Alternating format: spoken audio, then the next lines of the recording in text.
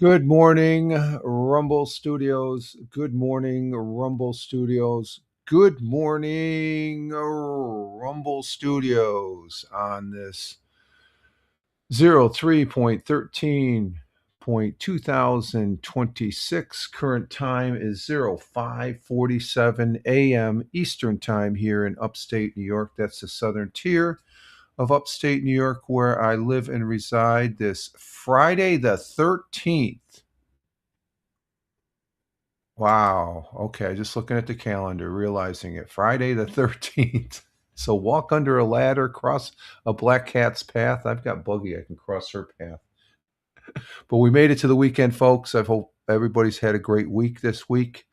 Mine's been okay.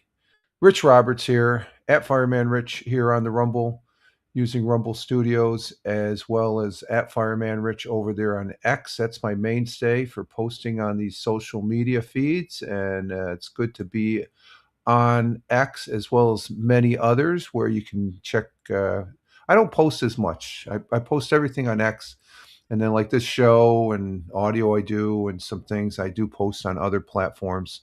Um, as far as that goes. Just Google at Fireman Rich, and you'll see where else I'm at. We do repurpose this broadcast on audio, so I'm on Spotify at Fireman Rich on Spotify at Fireman Rich on Spotify using Spotify for Creators, the old Anchor app. As far as that goes, we were on that yesterday, but we are getting our day started here with the morning coffee, and it is tasting mighty fine, mighty fine. Mm-mm. Mm. Oh my God, that's good. That's good stuff. Good stuff there. And we'd like to say good morning to our Jersey girl, Tina. She's coming in. We're starting early this morning too. It's quarter of. I've been up since I've been up since about 4:30 and stuff. I think. Are you up? Okay. You going back to bed? Okay. And that's what I want to do. I want to do that. Okay. And just got the coffee. Okay, you got the coffee. I got the coffee too, Tina. So enjoy as far as that. Tina says good morning, and she says good morning also. She's just getting out of bed as far as that goes. So, but we're getting a good start. A hashtag positive start today. Hashtag PSTTD. Yeah, my week was sort of so-so. The we didn't have a chess game Monday. Uh, Why did because chess.com wasn't working for some reason. We tried connecting, and we just live a couple of houses apart from each other, and it wouldn't connect. So we just said this. By the time we got it was getting close to 7 o'clock. We usually start at 6 o'clock. Game usually lasts an hour and a half, 2 hours. No, we go 2 hours. That's a good game. I think we had one game that went 2.5 hours. What we met down at the library this week for chess club, just him and me right now for the chess club, and I did a big mistake, and he ended up. There's no recovery when you make a blunder, especially when you're playing against a very good chess player. I don't want to say he's competitive, but he enjoys the game, and I enjoy the game also, and so he ended up kicking my butt, and I was trying one thing, and I just had that zone where I lost a bishop was just hanging there. I moved the pawn where I should have moved the bishop, and for me that was when I saw that I was like, oh man, and my pawn structure on the left, I had it too far forward. I was trying to do something, and it didn't work out. He didn't take the bait. He rarely does. So a good win for my neighbor there as far as that goes, and he's very consistent, very good player as far as that goes. And it is. He said that was the first time he won at the library because we played. What's it been 6 weeks since chess club started? Yeah, we tied once. We stalemated once. I think I did the stalemate, or he did the stalemate. And yeah, it was the first time. So I'm pretty tough at the library, I guess. Um, so, but the other thing is, I've been talking about they have this Rumbles. Rumble has in Rumble Studios. They're going to bring about a new canvas for the broadcasters to utilize. I'm using the old one. I'm using the Legacy right now, and I've been playing around with it since Saturday. And I've tried it 5 times, 2 times, and one of those times was was Wednesday night. No, was it Wednesday night? Yeah, Wednesday night. But I was on it yesterday afternoon. Excuse me. Let me get some water here. Air's dry. So I was on it yesterday afternoon and it worked great. We're on for an hour and a half. I was on for an hour and a half Monday afternoon, I think, and then Saturday. But I tried Sunday night. It crashed. Tony was on there. It was right at 30 minutes, and then Wednesday night it crashed. It was total garbage and stuff. I couldn't. So I don't know if it's because it's at night or something like that. But I'm going to try. Maybe not tonight because me and the missus are going out with the neighbors here to an event here tonight. So locally here and to enjoy some music, and so maybe tomorrow. uh, Tomorrow during the day. Well, I'll probably game tomorrow, but I think I'm starting to like it. I'm starting to see the functionality of it, especially yesterday, as far as changing the scenes and the time, the countdown clock, where you have the music. If you're in a particular scene and you jump to another scene, the music's going to cut off and stuff.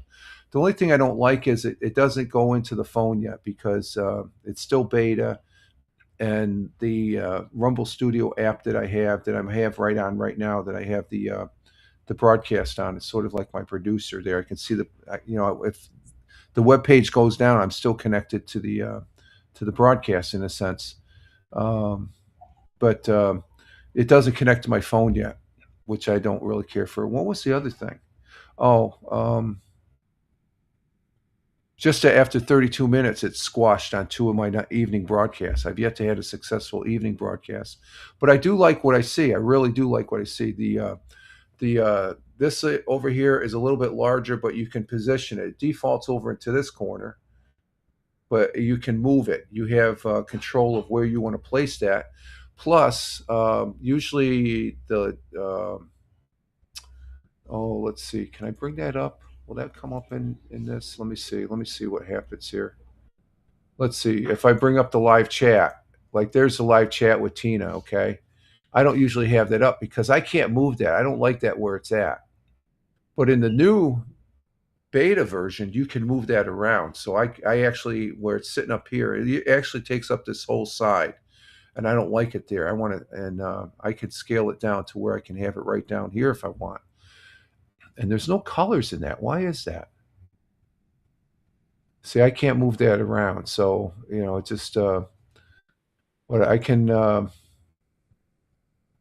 so I don't like using the chat. I still don't really like the live chat because I like posting the things in the chat, like Tina saying good morning to the missus and stuff. You could do that. You could still do that on the beta, but this is the Legacy here. The other thing I really like is the Legacy here. This is in 720p.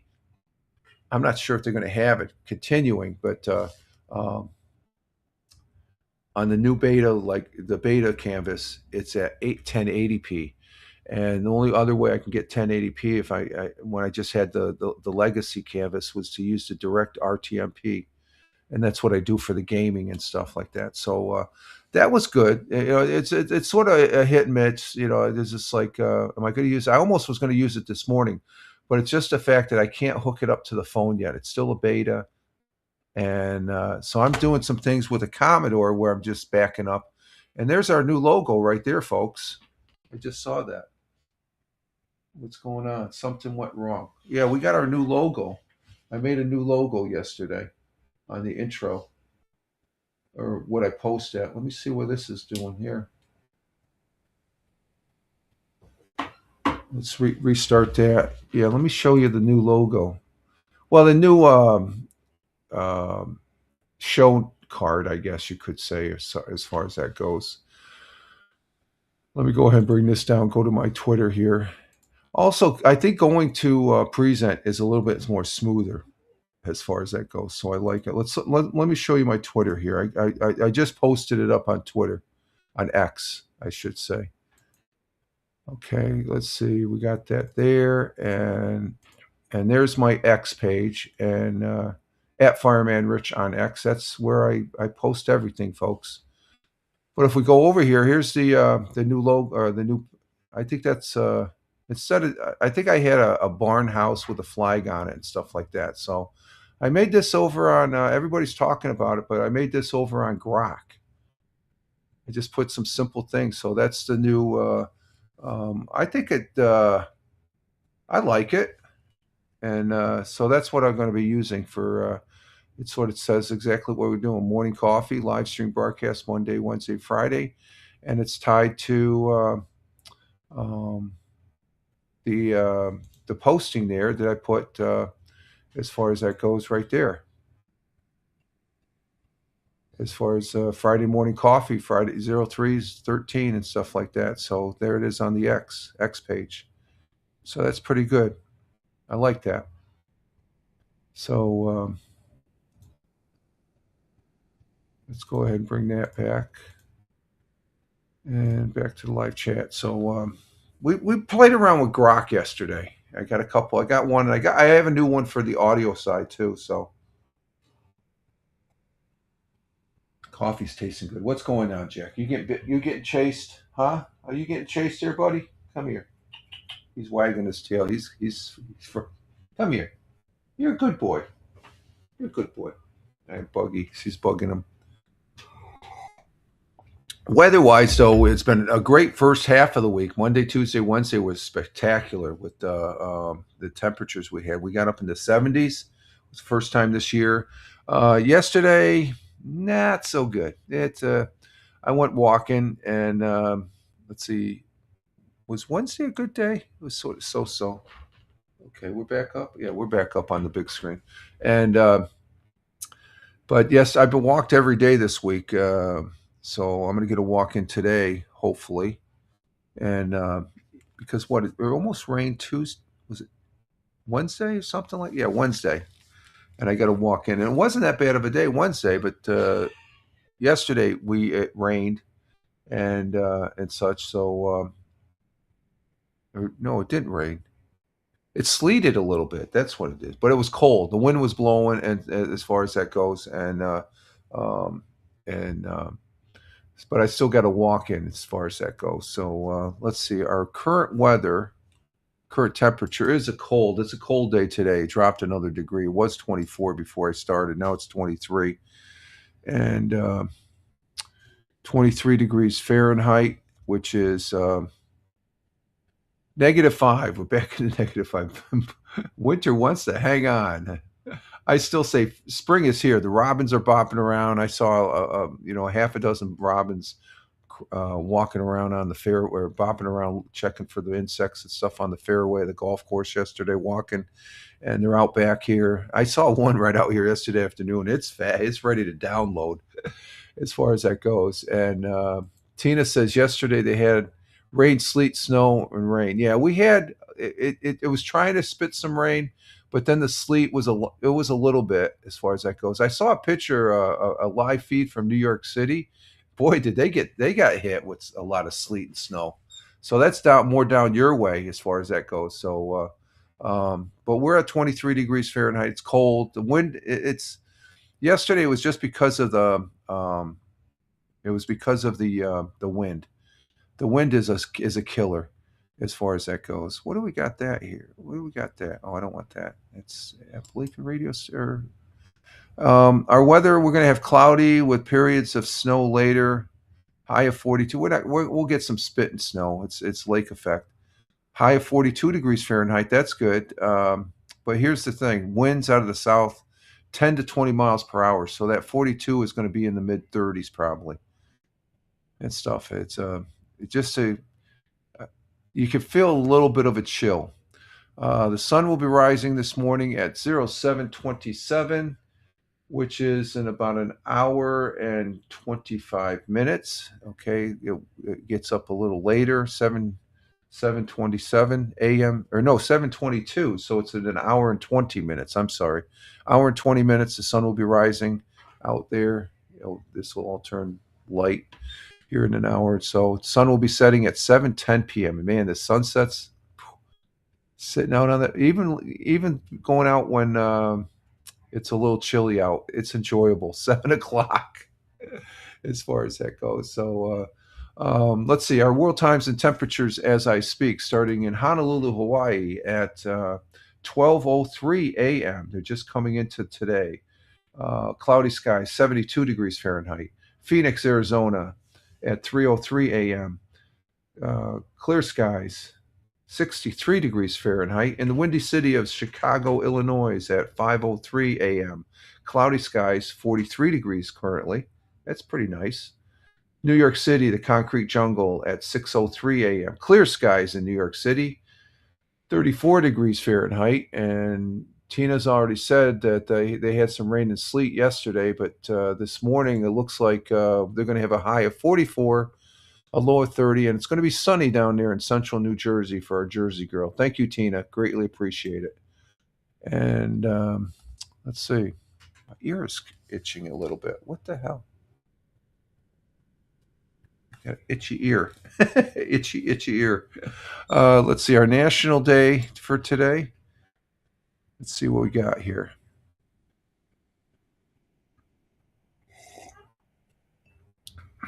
Yeah, I think when we go to the new Rumble Studios canvas that's not still beta. I might try it for beta.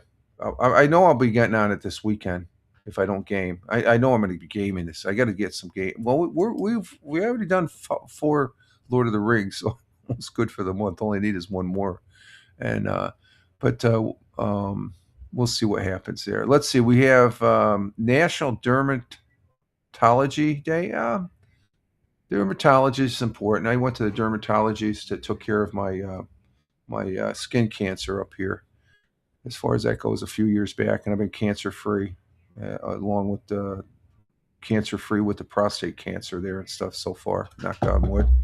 Let's see, National Jewel Day. If you like jewels. National Canine Veterans Day. Yeah, let's give it to the canine veterans and stuff like that. They're salute to them, the canine dogs, the unsung heroes here. National Good Samaritan Day. It's always good to be a good Samaritan.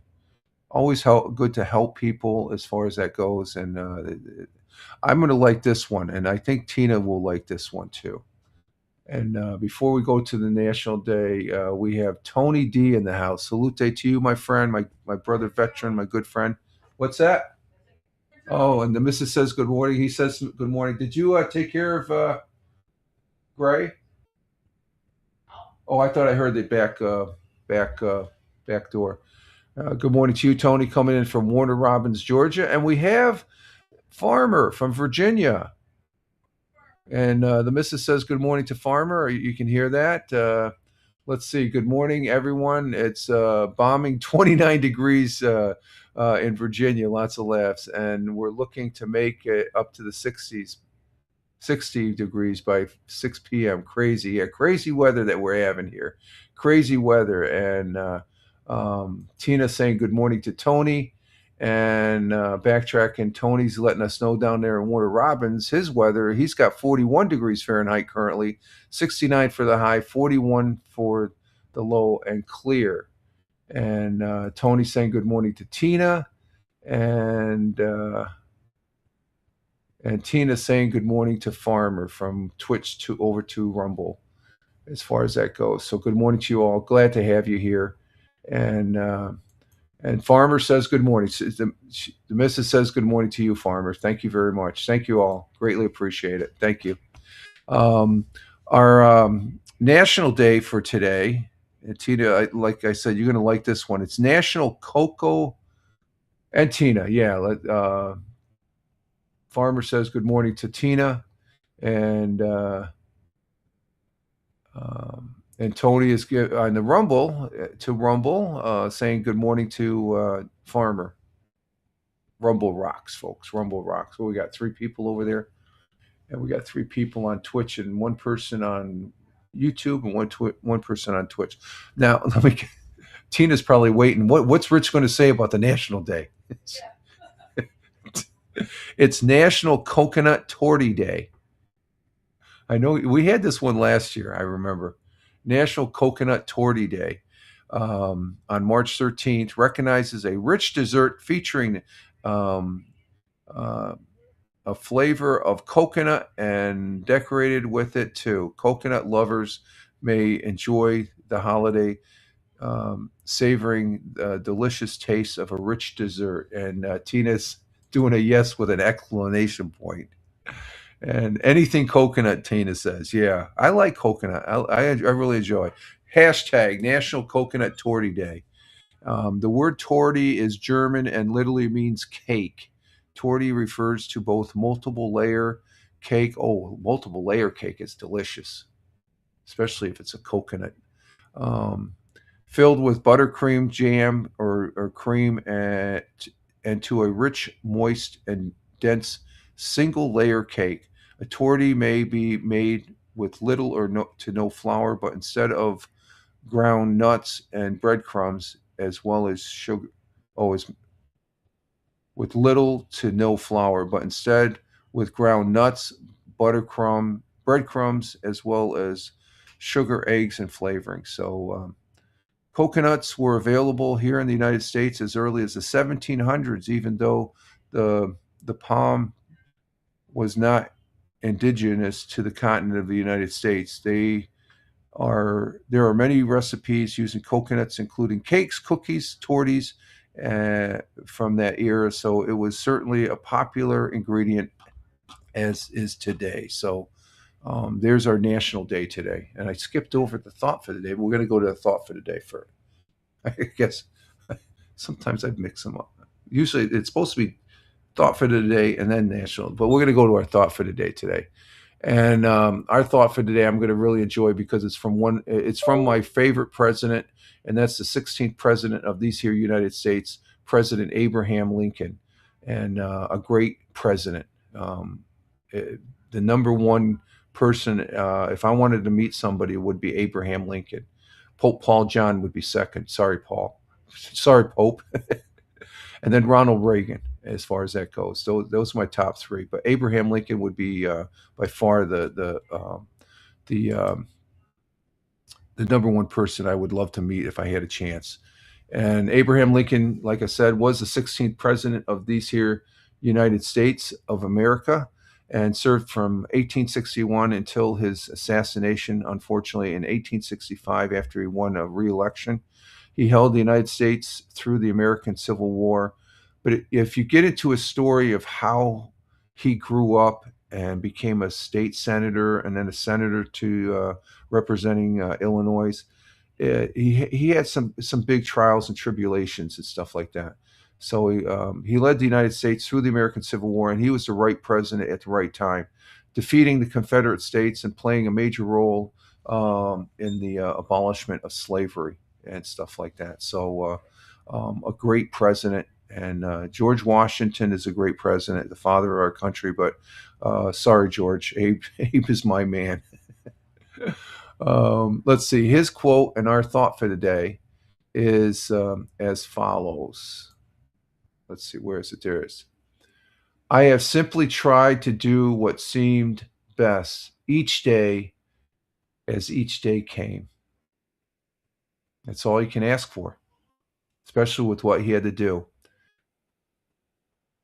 I have simply tried to do what seemed best each day as each day came.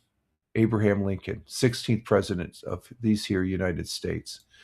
His meaning behind that is signifies a philosophy of daily commitment, integrity, and adaptability. Integrity is like number one. He was, and he had daily commitment, especially during the mitigating the Civil War. But it also indicates prioritizing immediate, honest effort over long-term plans, or exercising or or excessive worrying about the future. Honest effort over rigid long-term plans or excessive worrying over the future. It emphasizes doing one's best in the present moment, trusting that consistent integrity, key, will lead to the best possible outcome. And for Abraham Lincoln, that did, as far as that goes, as far as I'm concerned, or else we wouldn't have these here United States of America, as far as that goes. So God bless and Godspeed, President Abraham Lincoln, 16th president of these here United States. My favorite president by far, by far. I've seen enough. When we grew up, oh yeah, he was the president. We celebrate his birthday in February along with George Washington. It wasn't until I got older and I really got involved in my history, especially even in high school. I just knew, okay, Abraham Lincoln, he was the 16th president. So I think it was later on when I got into the military and I started seeing some history, some programs on the History Channel, some very good programs that outlined his life, and I'm like, wow, why aren't they teaching this in high school? Just that, oh, his birthday's in February. He was the president during the Civil War. They don't get into the specifics, but when you do, oh my God! So I think every president has a unique individual path that they have traveled that's very unique, and Abraham Lincoln's was very unique as far as he was a man of integrity. As far as that goes, he held the United States together when it was being torn apart back then. So we thank him and again say God bless and Godspeed. Let's see, we did do the audio podcast yesterday.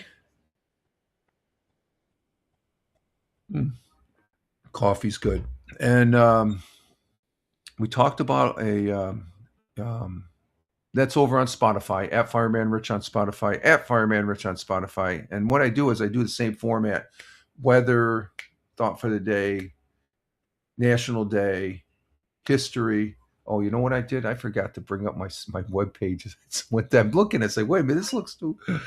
I just saying history because we're going to be going to 100 years ago. But I did do my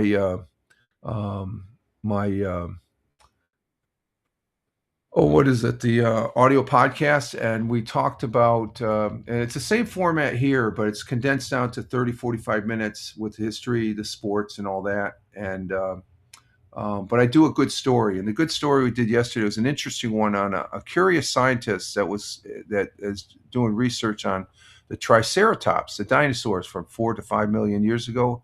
He was baffled why it had a huge nose. And I guess they found out it's to control its body temperature. It's got one of the biggest nose of all the dinosaurs. But the scientist is from over in Japan at, where is that? In Tokyo, I think it was, wasn't it? What university was that? Yeah, the University of Tokyo Museum in Japan. And what they did is they wanted to know why the iconic Triceratops had such a unusual large nose compared to most other species.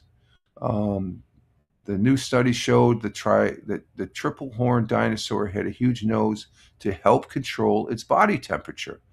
They used a CT scan of a fossil Triceratops skull and compared their structures with modern animals, including birds and crocodiles, which they're the same. So that was pretty interesting. Let's go ahead and set this up for 100 years ago now. So I had fun doing that. I always love doing the audio, and it's always good to. And next week we'll be doing next Tuesday and Thursday the at Fireman Rich audio podcast on Spotify. At Fireman Rich on Spotify. At Fireman Rich on Spotify. Okay, let me set up for at least for the 100 years ago, which I don't think it's that earth-shattering. Let me read the preview here as I'm setting it up. Yeah, we didn't have any shenanigans going on, so it's just, I think they got a little relief from all the illness in the area 100 years ago. So we're going to go ahead and let me no, one, and then let's see, we got that. No, I want another one of those. Okay, there we go. Okay, and then we'll do the sports. We'll do was it NBA, and let's see. I'm setting up my tabs here. See NBA, NHL, and Major League Baseball. Major League Baseball. And okay, that's unusual. Anything? Okay, that was the last one. Anything coconut? Tina said. Okay, so and let's see, we got um, and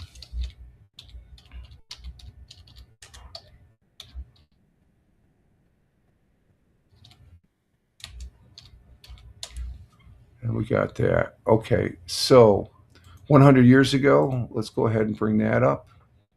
Where is it? Where'd it go? I just had it here. Oh, let me bring it up again. I squashed it. Okay, there we go.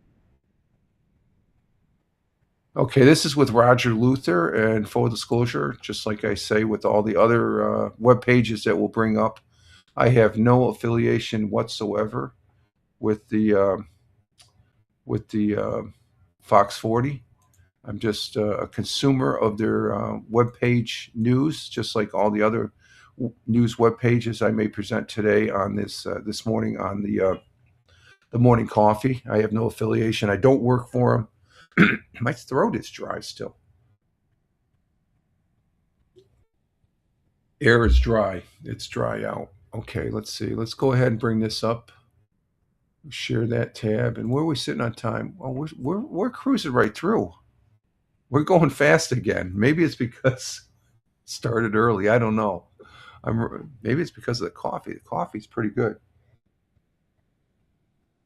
Okay, we're going to go ahead and do 100 years ago and see what Roger Luther has to say. There we go, and we'll do the sports after that.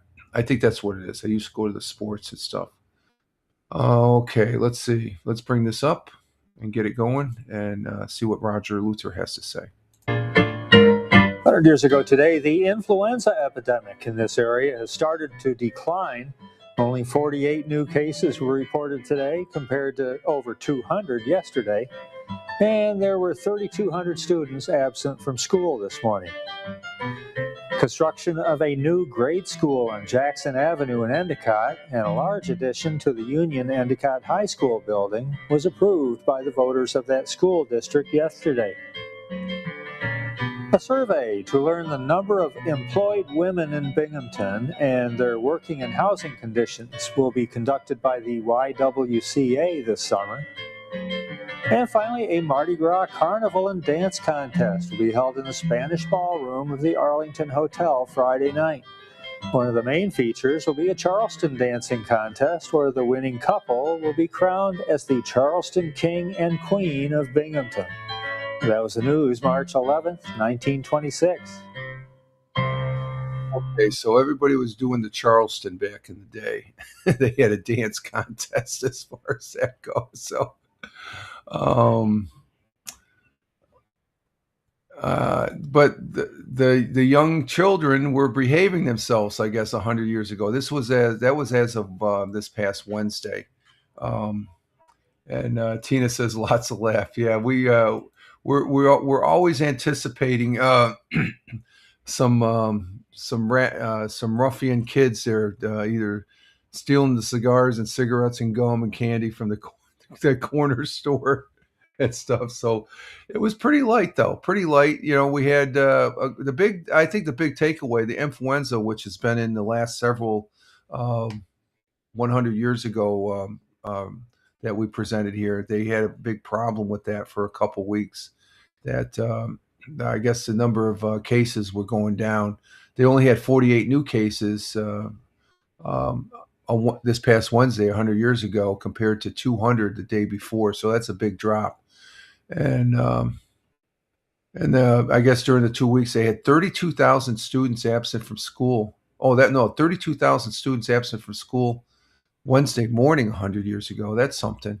Construction of a new school. Okay, that's I'm not sure if that in Endicott, Jacksonville Ave. I'm not sure if that. Let's see if that's still there. Grade school in Endicott, New York. Let's see. Let me do a Google on that one. We got plenty of time here. Let's see. Endicott, New York. Let's see if there's still a school there. Um. Oh, it's the St. Joseph School. Is that what it is? Oh no, there's okay. They do still have it. No, that's at Taft Ave. So the only school they have is the St. Joseph School, which is that it right there?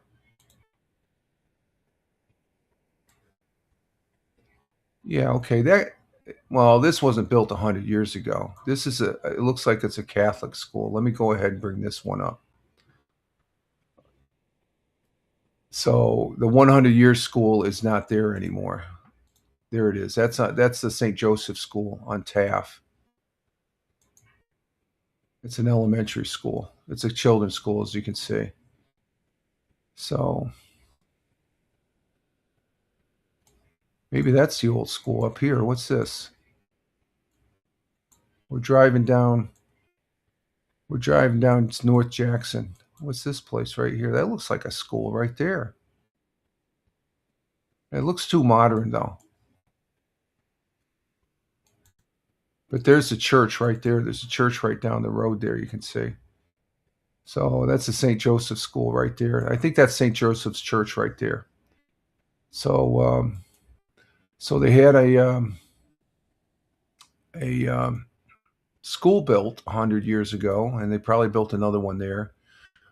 Survey by the YMCA. Why is the YMCA taking a survey about women? I don't know about that. And then the big thing was that the Mardi Gras, they had the Charleston dance contest. They don't have those. They don't have dances anymore, do they? I think that's something from the past, I guess. So um, let's see. In other history, in 1900, work days for women and children in France were limited to 11 hours. And let's see, 1971, the Allman Brothers Band recorded a concert in New rock concert in New York City for the second night that would become the classic album Live at the Philmont East. And the Allman Brothers, they I know I know of and have associated with the online here when I was doing the Mixcloud. Bill Elder, he was a radio DJ there down in Macon, Georgia, and uh, Capricorn Records was down there in Macon. A lot of people don't realize the front of Capricorn. He told the story. The front of Capricorn Records down there was like a regular building. Nobody knew that was a recording station. All the artists went in. I think Bill Elder's the way the story goes, he was at a picnic and he met the several of the Allman Brothers, I should say. And Bill Elder always had he had a group of great stories. He's over on YouTube still. He hasn't been on the internet for a long time. I'm not sure what his status is right now and stuff, but I think about him often when I think about the radio. He's a good guy, funny guy. Watch his YouTube, Bill Elder, Bill Elder TV. It's on YouTube. He's a very funny guy. Let's see. In 2003, the journal Nature reported that 350,000-year-old upright walking human footprint were found in Italy. Okay. 350,000 years ago. Okay. And on the AP side, let's see what we have.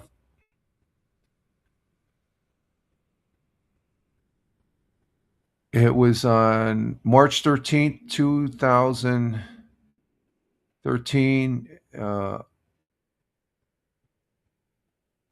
The Pope new pope was elected, and that was Pope Francis. He was named the first pontiff from the Americas and the first from outside Europe since Pope Gregory the Third's death in 741. And after Pope Francis, we have what is the current pope's name? Oh my God, I don't know. I'm so fixated on Pope Paul John. He was my pope there, I guess. Current pope's name is it current pope's name?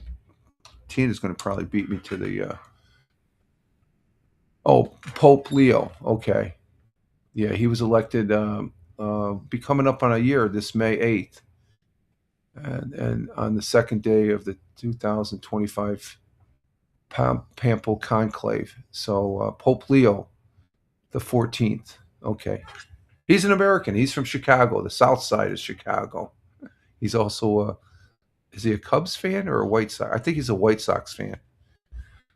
Okay, in 1781, the seventh planet of the solar system, Uranus, was discovered by astronomer William Herschel.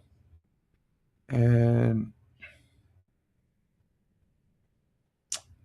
let's see, 1954, the pivotal battle of Dien Bien Phu began during the First Indochina War as Vietnamese forces attacked French forces who were defeated nearly 2 months later. So that's when the French said, "Oh, we had enough. It's all yours, United States." They divided. I think they divided the Vietnam, which was probably wrong. They should have just kept it one full country. And it was back on this day in 2020. President Donald Trump declared a national emergency in response to the COVID-19 pandemic. So that was you're talking 6 years ago today. Has it been that long? Wow. I'm just glad it's over. Okay, so that's our history there. And let's see, in our sports, let's go to our sports and then we'll go for a break. Okay, we're right on time now. I just got out of sequence there. In NBA action from Wednesday, we had the Knicks beat the Jazz 134 to 117. And that was it for that night. Last night, we had the Brooklyn Nets losing to the Hawks 108 to 97.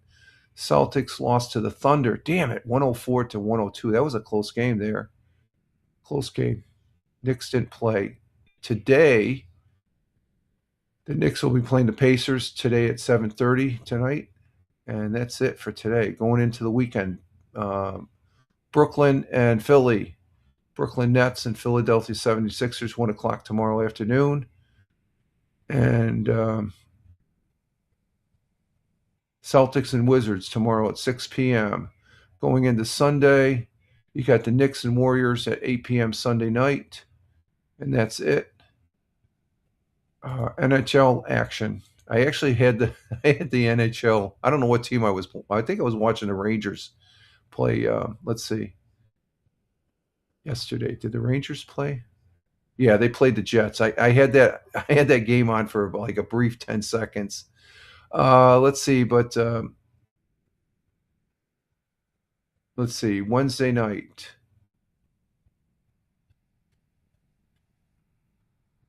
Is that Wednesday night? No, that's Tuesday. Wednesday night. There was no games. There's 2 games, but nothing. But last night, Thursday night, the Bruins lost to the Sharks 4-2. Sabres lost to the Capitals 2-1. But the Rangers, I should have watched the game. I think they were at in between periods. Rangers beat the Jets 6-3. And Islanders did not play. Today, you got the Islanders and Kings, and that's it. We only got 2 games.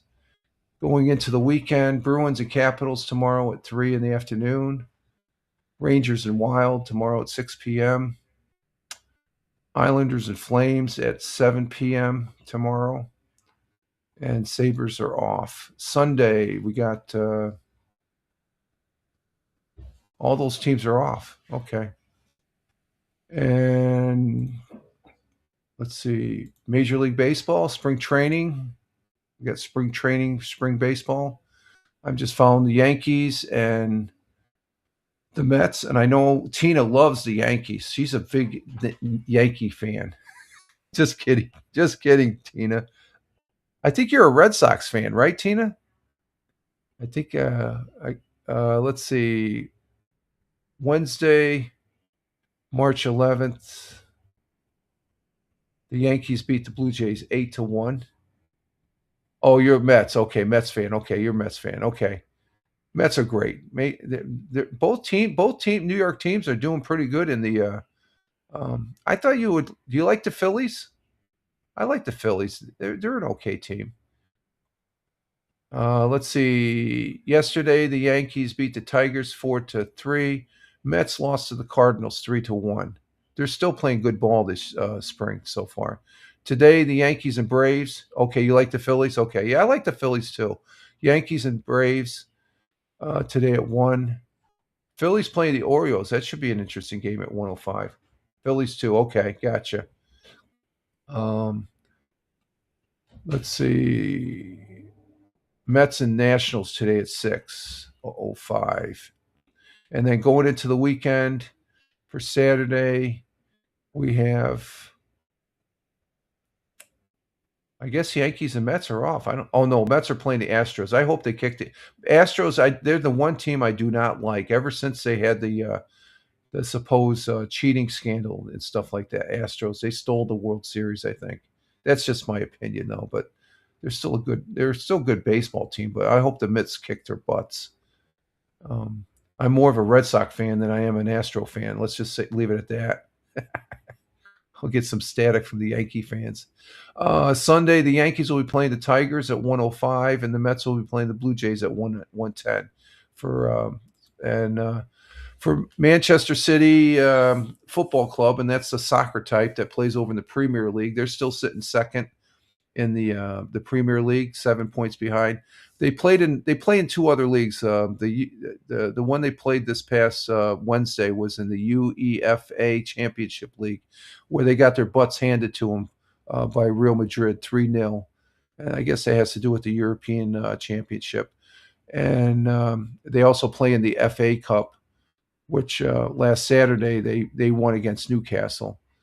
So tomorrow in the Premier League, Manchester is going to be playing West Ham, as far as that goes, and they play next Tuesday in the UFE League. So that's what we have for soccer, football, and uh, and I think that's it, folks. That is all she wrote as far as that goes for sports. And we'll come back after I take a break because we've been on for. Oh, we're right on time. And Tina still has 35 minutes before she leaves us. See, it's starting early. We get to keep you here for a little bit longer, Tina, as far as that goes. So, okay. Um, I'm enjoying the early start and stuff like that. I took a nap yesterday, so we only watched a couple of our shows last night. So the usual Saturday night movie that we usually watch on Netflix. We pick a movie out every Saturday night. We're going to be watching Madlock and Elsbeth. That's a Thursday night. They're on sort of late. We The miss was a little tired yesterday, so she went to bed early, and we like watching those shows together. So we'll watch them on the replay on Paramount. Love the Paramount. Paramount is pretty good. I mean, that's the one channel I do enjoy watching.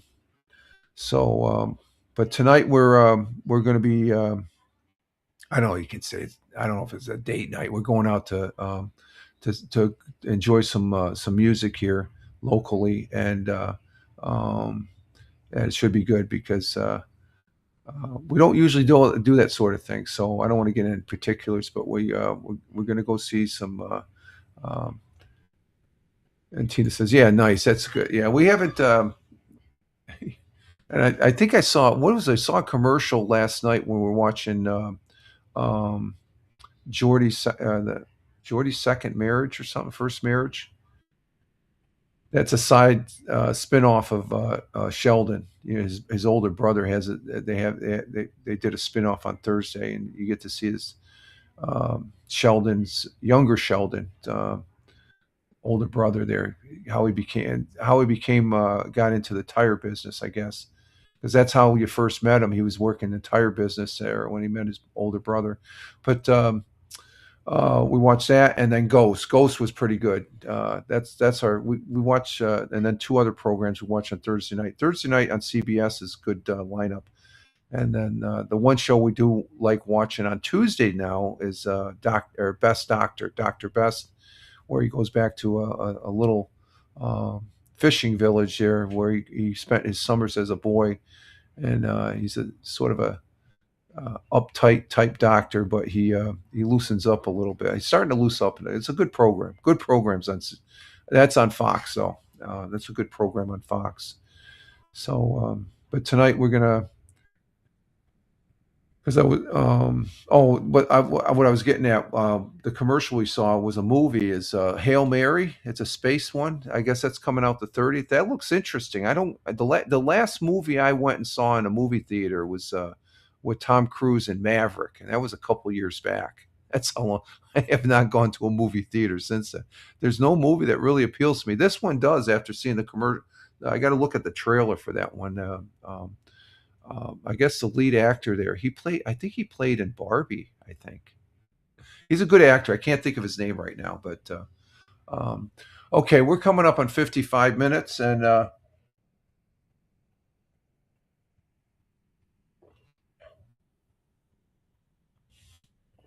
I need more coffee. So we're going to go ahead and take a break here. And so you guys all sit tight, and we will be right back here. And we'll go over some local news web pages. And I have no affiliation with them, just to keep on saying that. I just feel good saying that because I don't want somebody to misconstrue that he said this and he worked. I think he works for. Okay, Tina, you can hold tight there or whatever, and or else you want to catch up with that. Hell, that's okay. We've been on for 55 minutes coming up here, so we're going to go ahead and just take a little break, and I'm going to get some coffee, and you guys just sit tight, and we will be right back in a couple minutes here.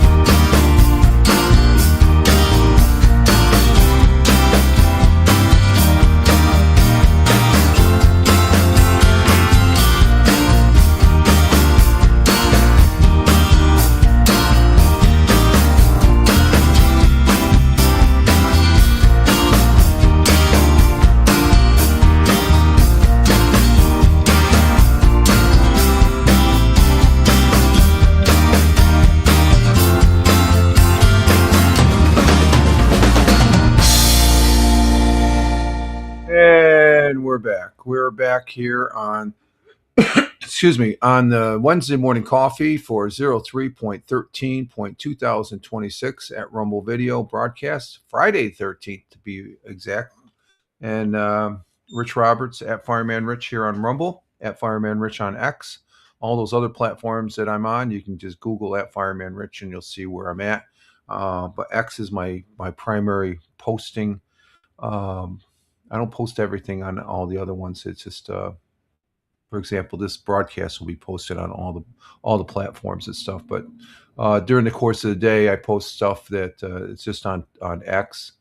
But that's where I hang out at during the course of the day, and I do enjoy it, stuff like that. So what happened here? This went down again. So I got my second cup of coffee here. Good cup of coffee for this Friday, end of the week. Get to start the weekend here. Oh, that tastes good. It's good and hot. Get a good walk in today and enjoy the day and see what the weekend brings. So as far as that goes, and so let's see what's going on here. Yeah, I got the web pages up and stuff like that. It's still dark out though. That's the only thing about this hour ahead. It's dark in the morning, so that we still got like what was the sunrise going to be at 7:20? Let's see. Yes, sunrise 7:22. So it's still 12, about another 32, 34 minutes. It's still dark out there. That's the lead thing. I enjoy the early morning and stuff, but I don't know. That might get. Does that recede back? Yeah, because we get more sunlight. So we'll see how that works and stuff. But the sunsets are good, and I like it lighter in the morning. Yeah, yeah. But I don't really care too much for the dark at 4 o'clock in the afternoon, though. It's just, I mean, this is more tolerable, I guess, and stuff like that. But I do like because by the sun, I guess when the sun gets up, I'm going to be my day's half over. Seeing that I've been up since about 4:30 this morning. Well, Cat's got me up at 4:30, and then I just got up totally 15 minutes later and stuff. And because the cats they're just they're not used to the hour change. For them, they back before we changed the clocks, 5 o'clock is 5 o'clock. It just they don't do the difference. It's and let's see, me either like it late too. Yeah, yeah, I like it a longer sunset, stuff like that, going into the evening as far as that goes. So let's see, we got. I'm just checking. I got the web pages up, so we're going to go ahead and check out the news articles here on the web page. And if we have time, I do have the Commodore 64 hooked up, so we'll probably go over some headlines. Seeing that I didn't do it Monday, I'm going to keep that to a Friday thing, doing the headlines. I guess I don't. Well, I'll see how I feel. If I feel like doing it on a Monday and Wednesday, we didn't. I know we didn't do it this Monday or Wednesday because I've been playing around with the Commodore as far as doing it. As a sort of a, I don't know, I wouldn't call it a new show, but when I'm on there, I just call it live from Rumble, hanging out, doing some Commodore 64 Ultimate stuff. And then I just put the date. So that's going to be the title. So I'm just hanging out. There's no structure to it. It's just, I'm just, how we used to hang out on Haps. And back in the day, we used to hang out, just come up and let the thing, you're just sitting there and stuff like that. There's some people, they just don't, they'll criticize that, say, "Oh, they don't do anything; they're just boring and stuff." No, they're just hanging out on the web page and stuff like that. And Farmer says, "Did you really get to check out?"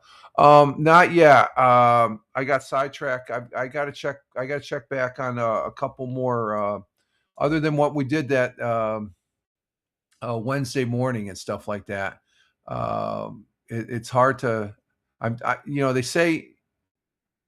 I search for the file and then I go to the page and say, where's the download? Where's the download? Now, a couple of the pages, my antivirus warns me you don't want to download anything from this page. So you know what how that goes. So it's like that's an automatic clear it out of my browser and stuff like that. Get rid of it. So you got to be a little leery. So I'm trying to find some trusted sites to where I can download those dot. Uh, and if I download it, it'll be a .d64 file to where you can actually use it on using a Commodore emulator. So I know we had some fun with that. I kept on getting killed. So I guess it's a pretty a pretty hard game to play.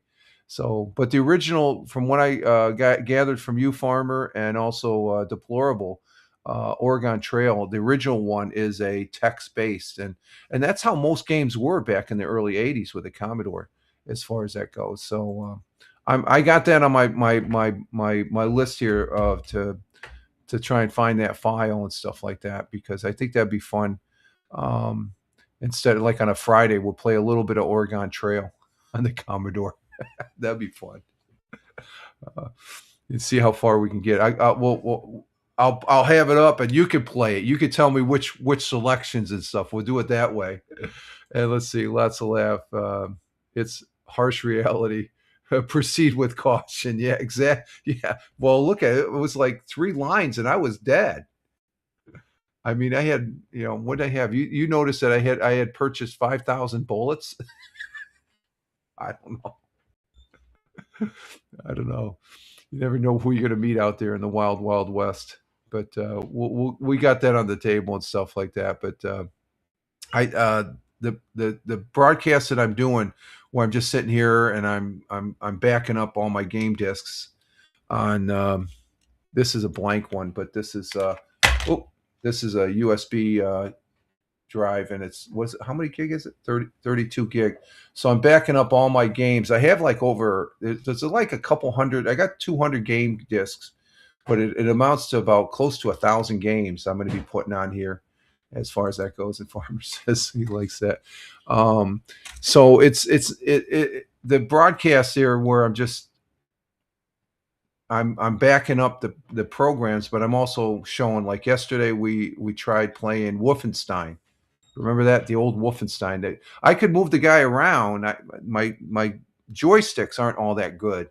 There's something Captain Rehab could do that with that comment. But anyway, um, uh, but I couldn't learn. I couldn't fire the gun and stuff like that. So, but the old original Wolfenstein 8-bit, and that's all this can do is 8-bit, as far as it's designed to do, as far as that goes. And so it's fun, even backing up, because I had to. It took me a little bit when I first started, when I was started using the Canvas beta here on Rumble, to use that as a just to get show the broadcast and stuff like that. See what the that type of thing is capable of doing and stuff like that. And I just didn't want to. I wanted to do something, but it's sort of just hanging out. And you're more than welcome to come in. There's, like I said, no format. I think I stayed, the longest I stayed on was an hour and a half, hour and 45 minutes, as far as that goes. But the Commodore 64 Ultimate, even though this is a new Commodore, it's still slow. I'm not going to say slower than dirt, because that's the way it was designed back in the day. And it just brings back some good memories as far as when I'm playing around with this, as far as that goes. Plus, with the updated features, you can put USB ports. It's got 2 USB ports to plug in this makeshift USB from Commodore that has it has games and other programs that come with the program. I'm hoping that Commodore, the new Commodore company, they come out with an updated disk drive, which would be cool. I don't know if there's a market for that, but this drive right here is 40 years old, so I got to use it sparingly, and as far as that goes. Um, and let's see, Farmer says, "Oh, let me see something. What's going on here? Message won't go. Why won't message go? Let me see something. Let me try something here."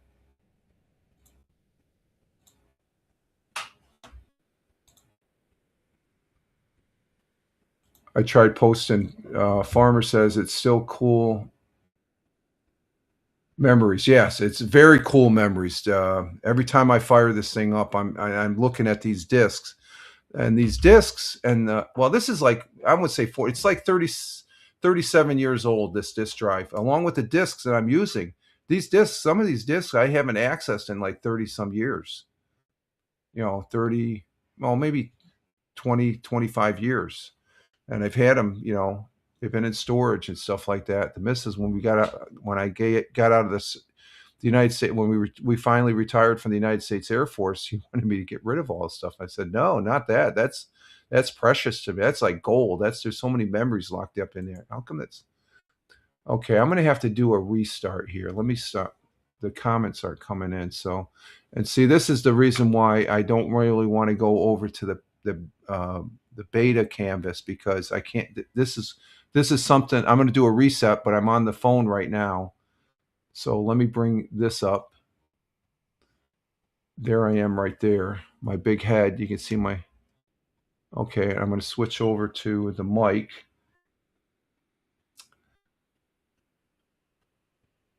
Okay. Can you hear me? Okay, there we go.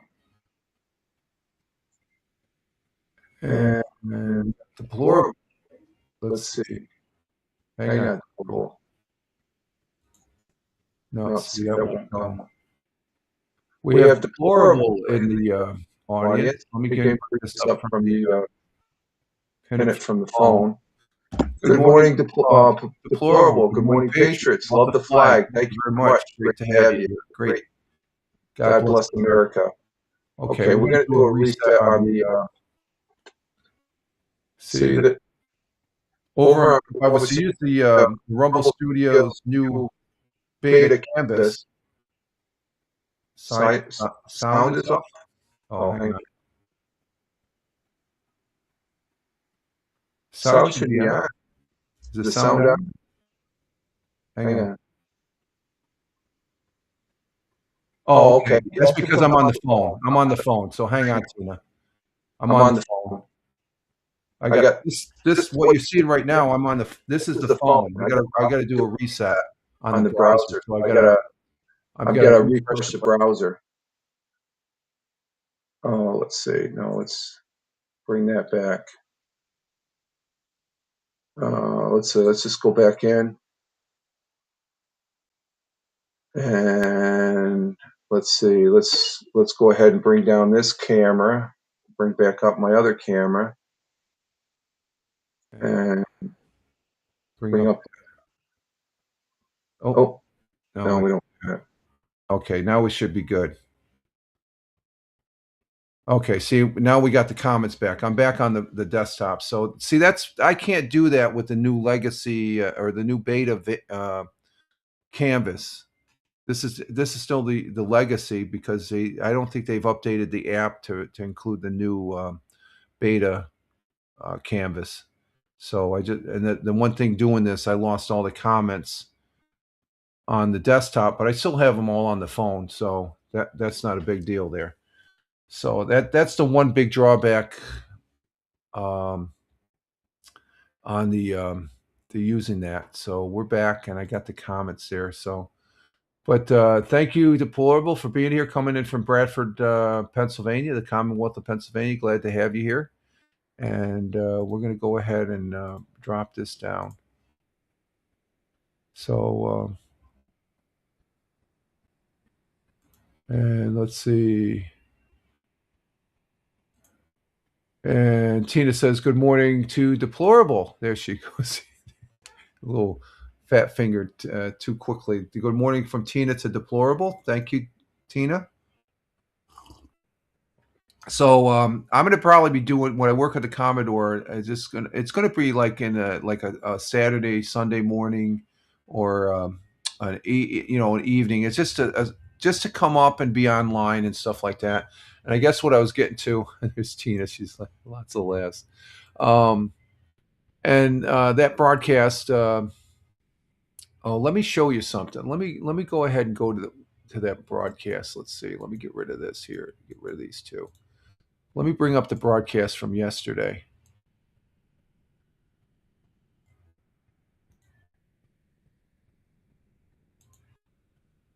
Let's see, where is it? Okay, let me bring this back. What's cool about it is, let me go ahead and bring this up. Um,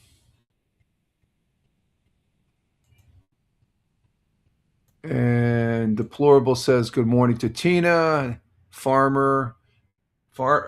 Deplorable says, good morning. Good morning, Deplorable. There we go. You got a good morning there, Deplorable. Thank you. And everybody else. Thank you, Deplorable.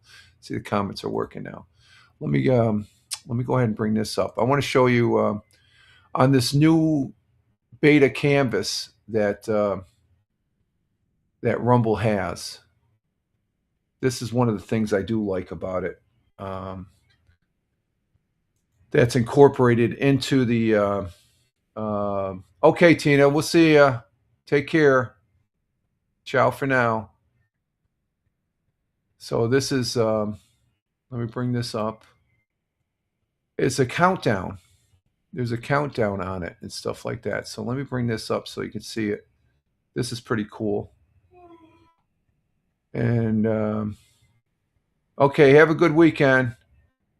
And Farmer saying good morning to Deplorable on the Rumble side. Okay, and Farmer with the flags. God bless America. Thank you, Deplorable. Or go Farmer.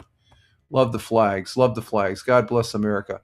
So this is the video I did yesterday, and this is the start of it. So it has a countdown clock, which I think is pretty cool.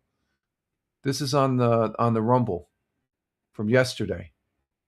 So I got a countdown clock at the beginning. So I think that's I have this, and then I'm going to have an intro slide with some music, and then I phase in and stuff like that. And that's how I'm going to probably start to. And there's a Commodore 64 Ultimate, and as far as that goes. So Deplorable says, I seen you also have a new picture for the thumbnail. Almost couldn't find. Oh yeah, that's new this morning. I've got one there for the live stream and for the broadcast. So sorry I confused you a little bit. But yeah, that's the morning one. I'm going to go with that one now. That it's a little more pertaining to the broadcast and stuff like. Not that I won't use the other ones. I still will like using the other ones. I've got the Statue of Liberty, and then I changed to the flag on the side of the barn and the United States countryside there. And and you say you like the new thumbnail? Okay, Deplorable, thank you. That's cool. Okay, good feedback. Thank you, appreciate it. But this is the broadcast yesterday, and and and the other thing I really like is that this broadcast is at 1080p, and that's us doing. This is Wolfenstein right here. Yeah, there's Wolfenstein. I get killed right here. Watch this. I get killed. I come down here. I'm looking around. I go in here. There's the guard. I'm trying to figure out how do I shoot this. I steal the thing, and then he comes around, and I go. Do I escape here? No, I get caught. Yeah, I got caught. So that was Wolfenstein, and you can see the difference on this broadcast is that it has. This is different than the thing. So and that's. So I'm just playing around on the Commodore 64. So it's you could say it's almost like a new type of broadcast, new show, I guess, if you will. But it's just it gives me an opportunity to come up and play around with the Commodore 64 as far as that goes. So that's pretty interesting stuff there. And I had fun. I had fun being up on the thing there. Let's see, where is it? Okay, there it is. So let's go ahead and bring this back up, and I'll shut that back down. So it's sort of bringing a little bit of the old up with the new old, as far as that goes. And let's see, let's put that back.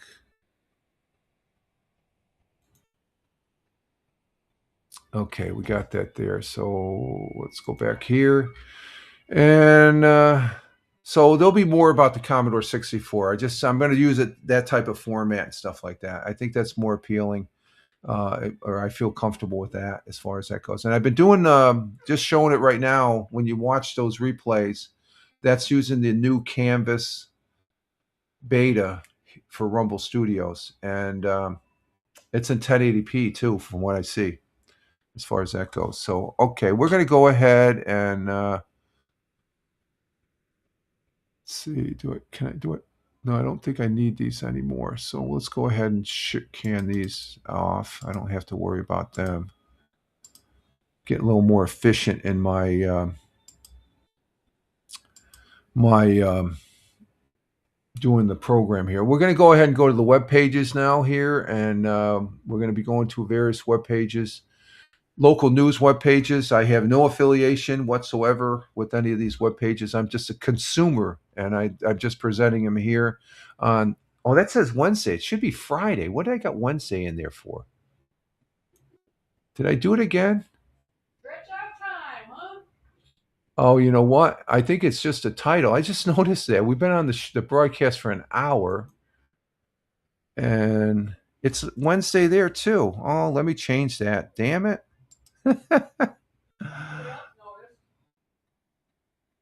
I just noticed that. Um, Let me go and change that to Friday. I can change it here on Twitch as well as as well as Rumble. It says Wednesday. That's probably confused you also, deplorable, right? They had Wednesday instead of Friday. I just noticing that. I'll have to change it later on YouTube because you can't do it while you're streaming. Oh no, Rumble has Friday. What the hell's going on there? Friday the 13th, Rich. Wow. Edit. Let's see what's going on there. It says Friday. Let's see. Oh, I got to refresh it. Let me. Okay, there. It says Friday now. Okay. Okay. So it says Friday now, but it doesn't say Friday in the client here. I just noticed that. Exactly, deplorable. Said Friday the 13th.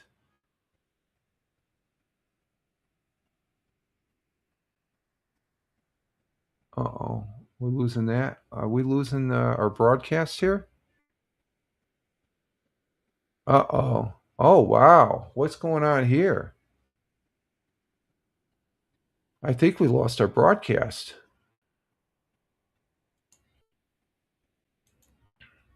Let me check. Did we drop on Twitch? Nope, we're still on Twitch. Let's see, channel.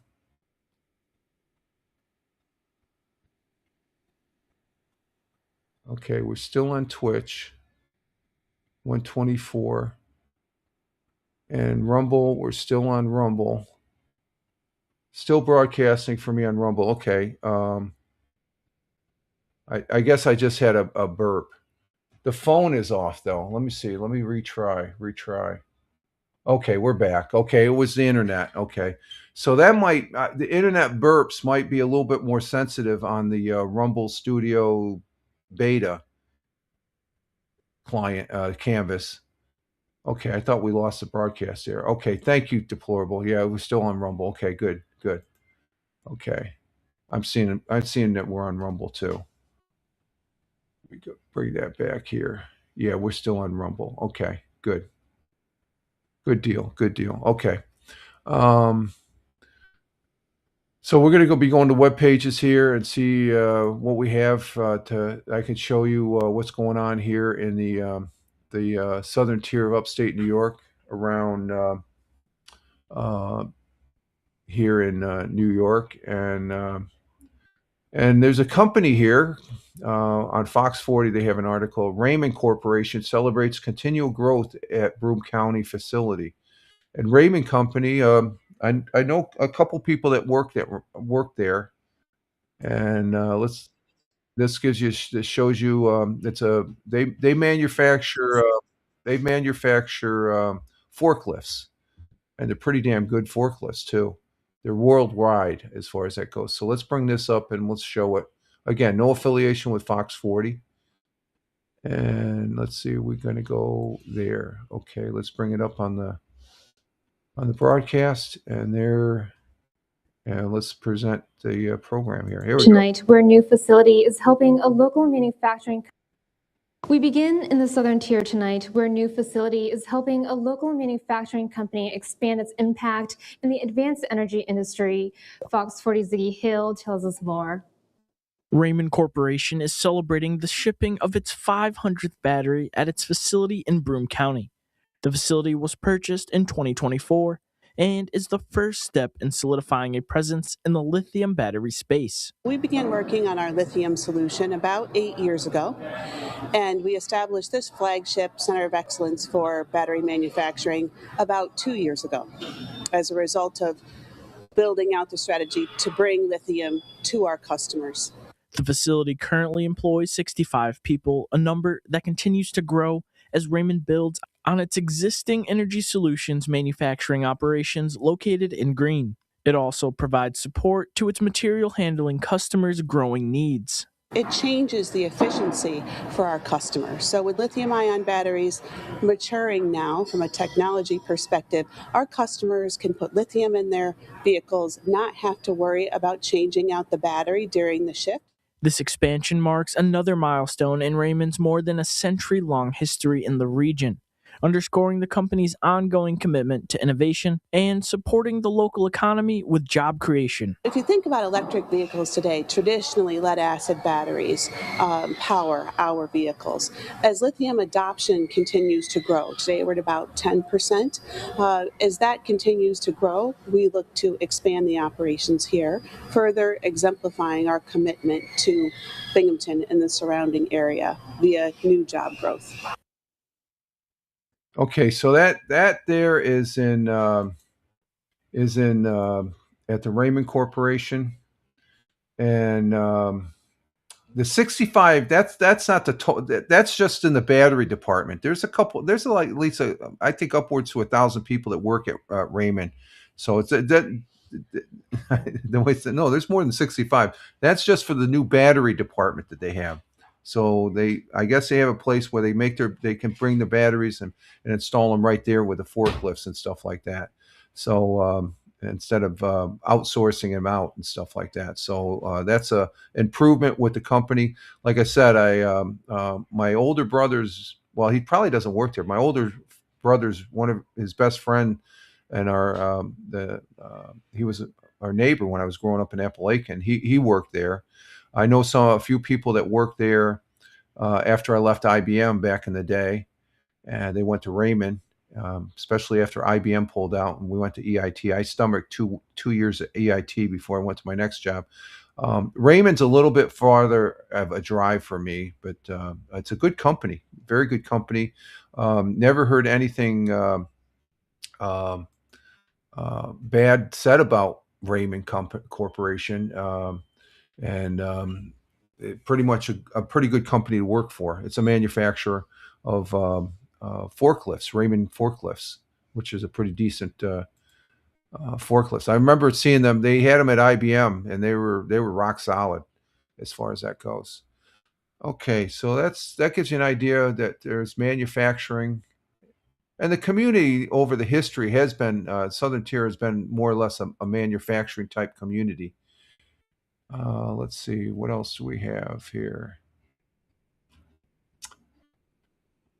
Oh, we got okay, Raymond. I think other than that's about it for that one. Okay, let's go to WEBO. They still got the same news they had up the last couple of days. It looks like nothing new. And let's just double check. Yeah, they still got the garage fire there in Sayre that happened this past weekend. Let's see, WNBF. Let's see. Not seeing anything there. Former mayor's running for sheriff, which I think is a joke, but I'm not going to entertain that as far as that goes. What's this? We got St. Patrick's Day. coming up. And one of those things about St. Patrick's Day is that I love my corned beef, cabbage, potatoes, and carrots meals. And did you get the corned beef? Oh, she can't hear me. I think the missus, she went shopping yesterday and she got some corned beef. So we're gonna have corned beef and cabbage and potatoes and stuff like that. Let me bring this up as far as that goes. We'll share this one, and this is off of WNBF. As far as that goes, let me bring it up just a tad. There we go. And that's a traditional Irish meal. But here in New York, the surprise is the surprising New York origin of corned beef and cabbage. If you ask me, and that's the author of this article, what the best dish ever comes out of Ireland, I'd probably answer without even thinking about it: corned beef and cabbage. I would say the same thing. I love corned beef and cabbage. It's easily my favorite Irish inspired dish, he says. Every time St. Patrick Day rolls around, that's the dish I look forward to most. And that the same here. No different. I got some Irish heritage in me. The smell fills the kitchen, the tender beef, cabbage soaked up the flavor. It's just one of the meals that feels like tradition. It does. I love the potatoes too. The dish we love isn't actually from Ireland. Really? Who knew? I'm learning something new here. Okay. As much as we associate corned beef and cabbage with Irish culture, especially around St. Patrick's Day, it's not actually a traditional Irish dish. Okay, that explains it then. I have a friend that's over there in Ireland, our good friend Bernie Goldbach at Top Gold on over there on Blue Sky, and I listened to his audios there, and he never mentions. This is an interesting one. In fact, if you were to visit Ireland the holiday during the holiday and look on the restaurant's menu, chances are you won't find it. That's because the meal we come to love so much in America actually has its roots right here in the United States. I did not know that. Let's see how Irish immigrants changed the recipe. When Irish immigrants first arrived in New York, many of them were homesick for the home they grew up with. One of the traditional dishes served in Ireland around St. Patrick's Day was boiled bacon, which was a staple meal back home. The problem was that many of the newly arrived immigrants were struggling financially and couldn't afford bacon, so they had to get creative. Instead of pork, they turned to one of the most affordable cuts of meat they could find at the time, and that was beef brisket. It was inexpensive, easy to prepare, and filled with the same role in a healthy meal. Over time, that substitution became the foundation for what we now know as corned beef. Why it's called corned beef? Well, and if you're ever wondering why the word corn comes from in the title, you're not alone. It definitely sounds like it should involve corn somehow, but it doesn't. The name actually comes from the large grain of salt used during the brine process. The chunk pieces of salt were once called corns of salts, which is how the meat came to be called corned beef. The briming method gave the brisket its signature flavor and helped preserve the meat as as well. So Alcorn cabbage became the perfect side. Once Irish immigrants discovered just how well brine brisket worked in the new version of the dish, they need something affordable to serve alongside. Enter cabbage. Cabbage was inexpensive, easy to cook, and widely available. It's also paired perfectly with salt savory beef. Before long, the combination became a staple meal in Irish American communities, eventually turning into St. Patrick's Day tradition many of us look forward to every March. And I do look forward to it. So it started right here in New York. Who knew? I know now. There's a bit of updated history. I always thought it came the tradition came from Ireland. Okay, they used pork, boiled pork instead of boiled corned beef. So that's pretty interesting. Interesting story there. Did you get corned beef? Yes. Okay. Did you know that the corned beef meal isn't an Irish traditional meal? Really? Yeah, I just were you outside with the Gray? No, I was Oh, watching the wash. I just read a WNBF. It started here in New York because they used to have boiled bacon, but that was expensive, so they switched it to corned beef. And the cabbage came about because it was inexpensive, but it started out in New York City. Oh my god. The Irish immigrants. Really? Now the corned beef is expensive. So you didn't know that either. No. Yeah, both meats are expensive now, but Oh, we did really? we did not know Well, that. I we- thought it was an Irish tradition Yeah. all these my, years. My mom made like a ham. Mm. Did the ham boil? She called it a boiled dinner as ham and cabbage and stuff. But she did that throughout the year. So. Well, ham is pork, so that was more of a traditional. Yeah. That's interesting. The things we find out. Wow. Okay. Started right here in New York. If you're eating corned beef and cabbage this St. Patrick's Day, started right in New York City. There we go. We corrected the record. That's a good article from WNBF. Thank you, WNBF. No affiliation with WNBF. Let me get that down. Let's see. Okay, so let's go to channel 12, CBS affiliate. Okay, we had some reports on WNBF about the city of Binghamton taking over the Binghamton Plaza. Let's go ahead. This is a follow-up. I guess they finally took possession of it as far as that goes. And let's see, we got to get through these commercials here. This is over on channel 12. And let's see, can I skip that yet? Let's see, we're going to, okay, stand by for a second here. We'll go ahead and pause that, bring that back, turn up the volume. Turn up the volume. Okay, and let's go ahead and bring this up. This is on WBNG, channel 12. And we had a couple stories on WNBF about the shoe guy that had to leave here, I guess, because the city of Binghamton took ownership of the property. So let's go ahead and see what this update is. So let me get rid of these here. I don't need this. I don't need that. Don't need that.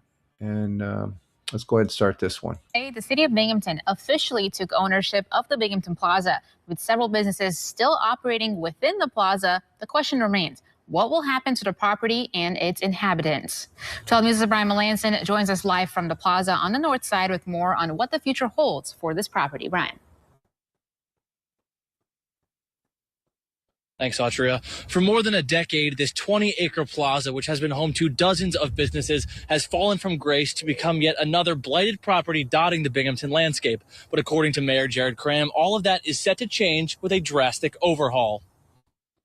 Previously owned by the Galisi Realty Corp., the 20-acre Binghamton Plaza now squarely resides in the ownership of the city.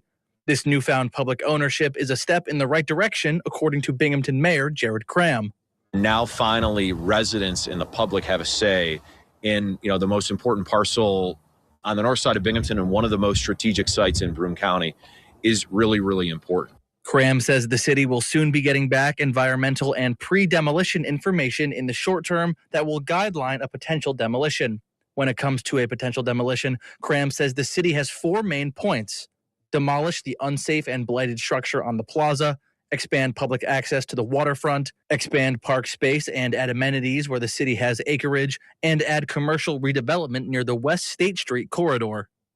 To make it walkable, create jobs, create commercial activity, things like housing, things like commercial businesses that will draw people in from across the city and across the region. Cram says the city has been in communication with all the tenants on a weekly or even daily basis over the last several months. A local favorite, New York Pizzeria, has already found its next spot. Cram says other inhabitants, like the leather shop, will be able to be in operation in the short term in the coming months without interruption. The daycare will not be phased by this at all. We want them to continue to operate as is. Obviously, daycare, childcare, extremely in demand in Broome County. But not everyone is in favor of demolition. Former property and maintenance manager under the Galisi Property Corps, John Tokus, is asking the city to revisit its decision. I just think the city is making a big mistake by demoing the whole building. And some of it does need to be demoed. It needs a facelift. But I think the city needs to revisit, especially trying to save this Kmart building and the executive building for future development. But Mayor Cram remains steadfast in his decision. Any reasonable person can see that the condition of that plaza and what's been happening over the course of many years and know that it is not salvageable. Cram says the city will release more information about demolition and revitalization and development potentially as soon as next week. As for the businesses currently operating in the plaza, they will continue to do so without interruption, at least for the next couple months. Reporting live in Binghamton, Brian Melanson, 12 News. A rare sight on a stretch of Jupiter Road, caught on camera by bystanders. First time in my life, actually, saw such a crazy thing. This cell phone video from drivers along Panic Lane along West Indiantown Road shows the moment. Okay, we're going to stop sharing that. And that's on WBNG. And that's the what is it? The shoe company was there. So they're taking that over, and that's how they were. Strip malls. They were strip stores there. A strip mall, I guess, in this fact that they just have them all. Kmart. I remember growing up as a kid. My parents shopped there for Christmas and stuff like that. I've shopped there, as far as in that plaza. There's Endicott Johnson shoe store was there. That was a very vibrant shopping area back in the day, but the mall took over, and the malls died out, and the one there, Oakdale Mall there in Johnson City, that's actually been revitalized because they've done a different format where they call it the Commons. It's not a mall, even though it is still a mall as far as that goes. So that's on WBNG. Let's go ahead and see what else we got on WBNG here.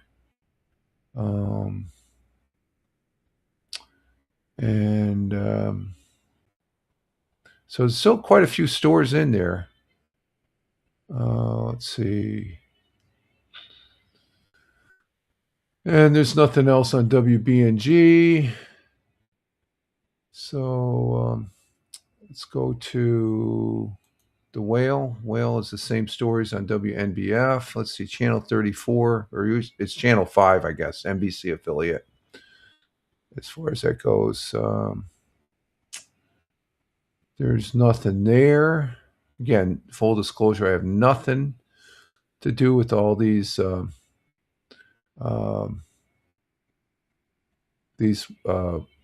news web pages. I'm just a consumer of their information. Okay, so we don't need. Let's go to WENY out in Elmira. Have anything out there? Man, they don't have nothing on that. It's like we get once. Let's see, news. Let's go local news for WENY out in Elmira. And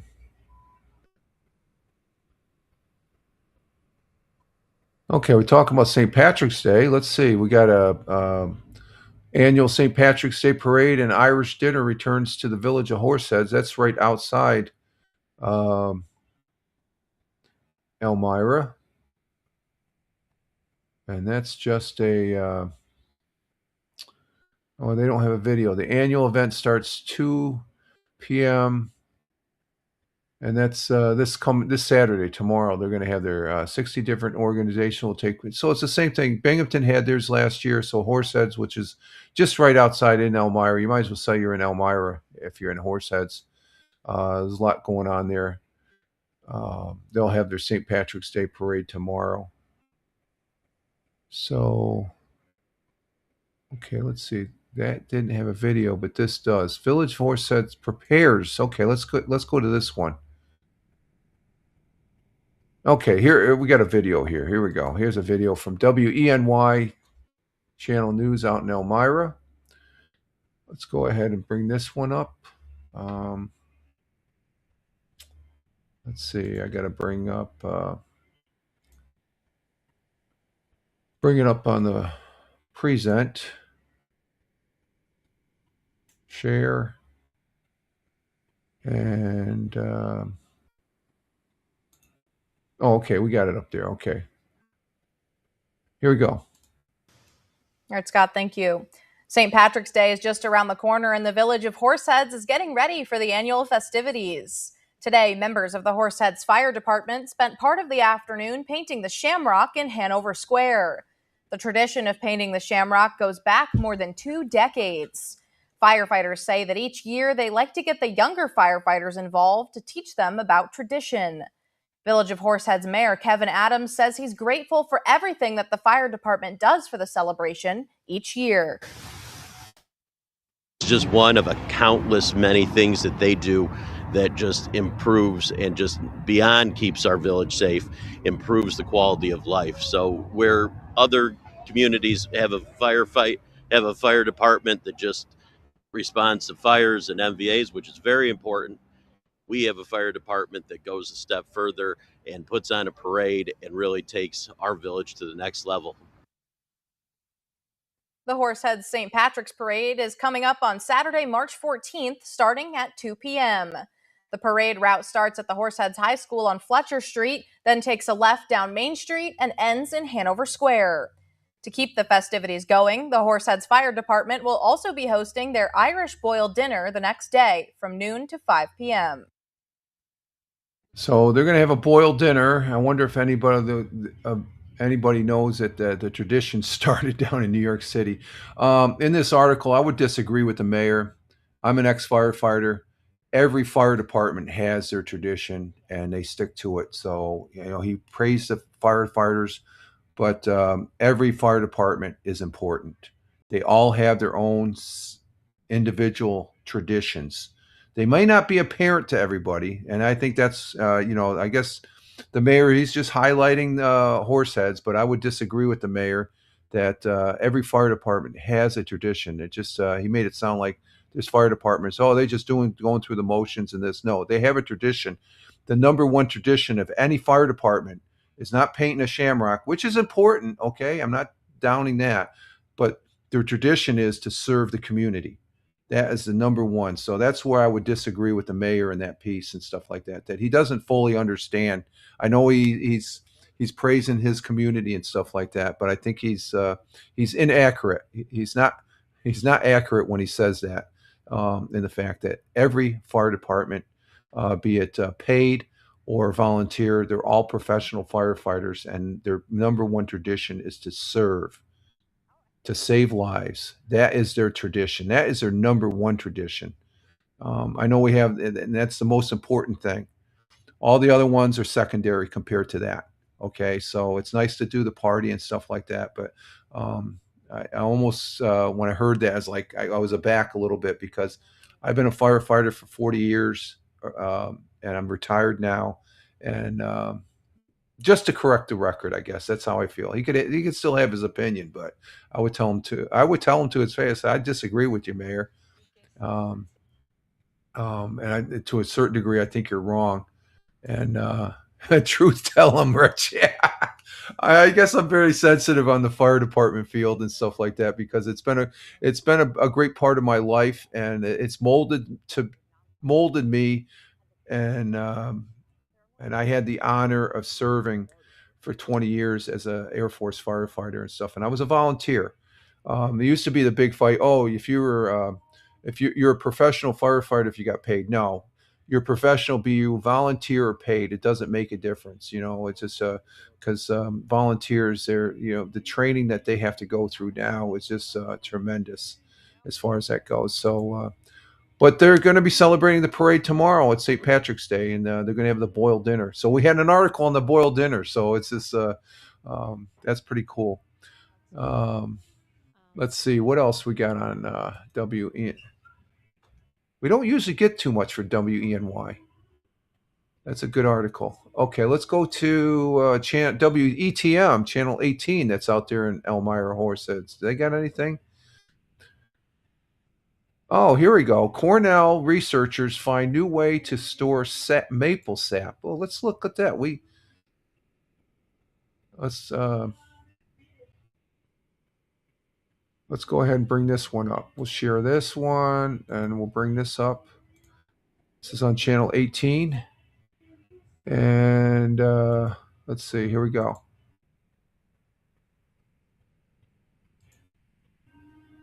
If you like maple syrup, who doesn't? Then you'll probably want to hear about this. Researchers at Cornell University have come up with a way to keep maple sap fresh longer, making it easier for producers to make syrup. 18 News reporter Ebony Lewis spoke with one of the researchers, and she has the details. With temperatures rising, maple sap can spoil quickly. This can cause the quality of syrup to go down. Researchers at Cornell University now have a way to chill and store sap. It gets the sap out of the woods a lot faster, saves a lot of time on labor as well, that we're not going out to individual buckets. So it's allowed producers to expand their operations with less labor, because you're not going to each tree to collect a bucket. The maple sap season, the start and end date, it varies depending on kind of the climate and where you are. We need temperatures that get above freezing during the daytime, ideally. And so for sap to flow, it needs to thaw out. That will actually create the sap flow. And ideally, we'll have freezing temperatures at night, and we get that freezing and thawing back and forth. Chilled concentrated sap can be stored for more than a week and still produce good quality maple syrup. It allows me to kind of hold on to that sap and keep it from spoiling, and wait a few days and then do one larger boil. And that is more efficient when you're running your evaporator. The new method requires less resources than the previous ones. Most commercial maple operations now are using tubing collection systems to collect their maple sap. So instead of hanging buckets onto trees, they're using a tubing system that's connected to all of their trees, so that the sap flows down into one central collection point. We will have a link with more information about the new chilling sap method on our webpage, mytwintiers.com. In Elmira, Ebony Lewis, ET News. So they got a new way of saving the sap, the maple syrup sap, to make the maple syrup, which is a good thing. I love maple syrup on pancakes. Oh my God, it's that time of year here in the southern tier of upstate New York. As far as the Northeast, New York, going up into New England, New England states, maple syrup is flowing, folks. It is flowing. Okay, that's on channel 18. That's a good article right there. Gives you an idea what the countryside looks like there. Let's see. Do we have anything else? Let's see. Nope, that's it for there. Let's see. Nothing really on the penny saver. WKGB. What's this brand assembly? Okay. Nothing on KGB.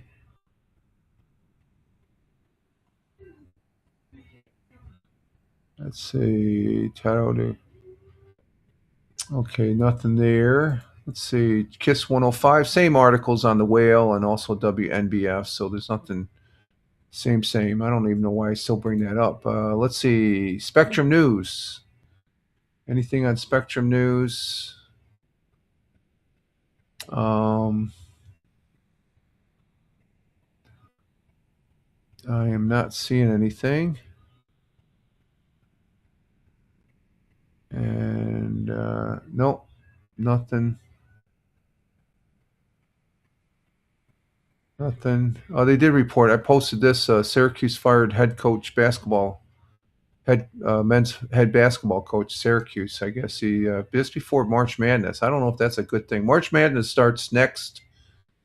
What is it? Next Tuesday. Next Tuesday. So nothing there. Let's see. Let's check up there in Buffalo area on their two web pages we look at. Not showing anything there. On W106.5, let's see, 93.7, the sister channel. Sometimes they have a couple. No, they're same stories. The WGR talking about hockey. Nothing popping out there. I guess defensive back Cam Lewis is leaving the Buffalo Bills for a 2-year deal. Patriots upgrade at fullback, signed Reggie Gilmore for a 3-year deal. Okay, Buffalo. I don't know what are they doing up in Buffalo with their team. Let's see, 1440. Let's see, the history of Friday the 13th. Today marks Friday the 13th, a date long regarded in Western culture as a symbol of bad luck and superstition, though it exists. Its exact origin remains uncertain. Historians trace the belief to Christian and Norse traditions linked to Judas in the 13th guest at the Last Supper. Okay, who betrayed? Oh, Judas, the betrayer. The 13th guest at the Last Supper who betrayed Jesus, and Loki, the uninvited 13th guest at a divine banquet. Friday's reputation as unlucky likely stems from the belief that Jesus was crucified on that day. Despite its reputation, no statistics show the date bringing more misfortune than others. It's in your head. That's all. It's in your head. Still, the superstition endures, costing business hundreds of millions in lost travel and commerce because you don't want to travel. You think something's going to happen. It has also inspired secret societies, novels, and Friday the 13th horror franchise, which I don't watch. Explore real life events. Okay, that's something else there. So, Friday the 13th. Who knew? Who knew, right? Who knew? Okay, I think that's it for our articles presented here for this Friday. And we're at an hour and 58 minutes. So we're going to go ahead and what happened here? That timed out? I guess something went wrong. Let's see. Let's go ahead and bring up the Commodore 64. And I got to change the thing. We'll look at the leading headlines there on both Fox and CNN this morning. Okay, there it is up on our big screen back there. Let's bring it up on the OBS here, and there we go. So we're going to go ahead and I'm getting a little bit better driving to these. Let's see. Let's put it on this one. Driving to the pages here. Okay, we're going to go to this one. We're going to go to the cassette USB. That's USB 0. We're going to enter. We're going to go UBS. Let me make sure the line is connected. Sometimes this comes out. Yep, it was out. Okay, and we're going to go with the ultimate. Enter. Run that first. And start the term.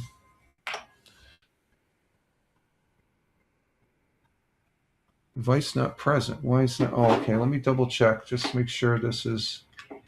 There's that fat Robin out there. Let's go ahead and try this again here.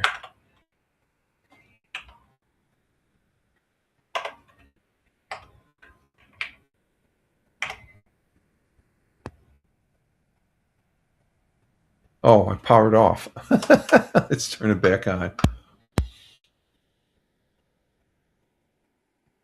Okay, there we're back.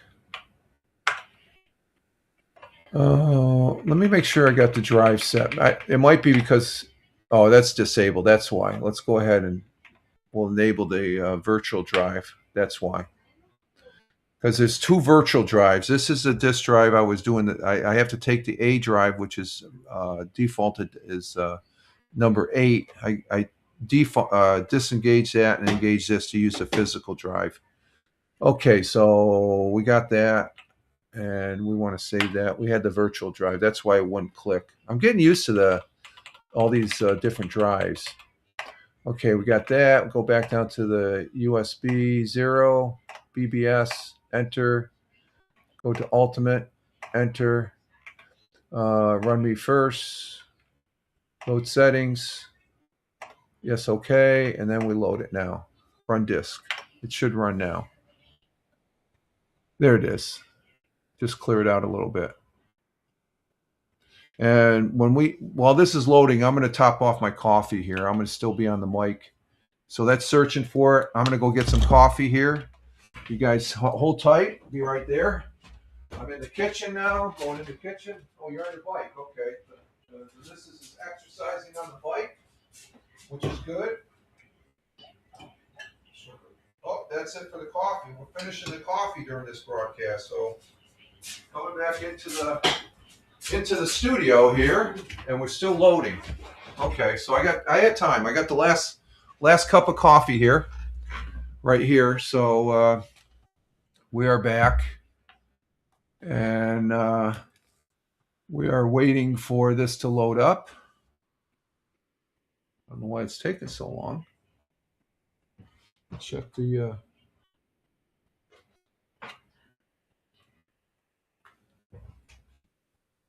searching. Did I hit one? Okay, there we go. We got it now. Okay, there we go. All right, let's bring this down to our bulletin board. And there it is, retro. And we're going to go to the news, which is number 1. And we're going to go and check Fox News first, and then we'll have the equal amount to CNN. We'll do maybe 20 or 25. So we'll go to 1. No, let's back out. We're not doing CNN first. Let's go ahead. Dot. We want number 5. 5. And we want 1. General news. So here's the headlines. Let's see. Jack Hughes sends Team USA baseball players fired up message before World Baseball Conference quarterfinals versus Canada. So U.S. and Canada, and they lost to Italy. If Italy didn't beat Mexico, they would have been out. So they should, if they won against, they're in the quarterfinals now. They should be waxing everybody, but baseball is very competitive. This is the World Football Championships. So we're playing Canada to get us worked up in the quarterfinals. So I guess quarterfinals would mean if they win it, then they go to the championship. Number 2, armed FBI agents carry out search warrant believed to be connected with synagogue attack. Yeah, there was a synagogue attack yesterday. I saw on the news up there in Dearborn, Michigan. I don't think anybody was killed other than the perpetrator. He got burned in a car. He drove into the synagogue. Luckily, all the kids were home on a day off. There was a bazaar going on or something like that. But number 3, Trump says U.S. totally destroying Iran. Watch what happens to this dangerous. Well, that's the truth. Everybody wants insinuating that he's saying mission accomplished, and he's not saying anything. He's not saying anything of that. He is saying we are winning.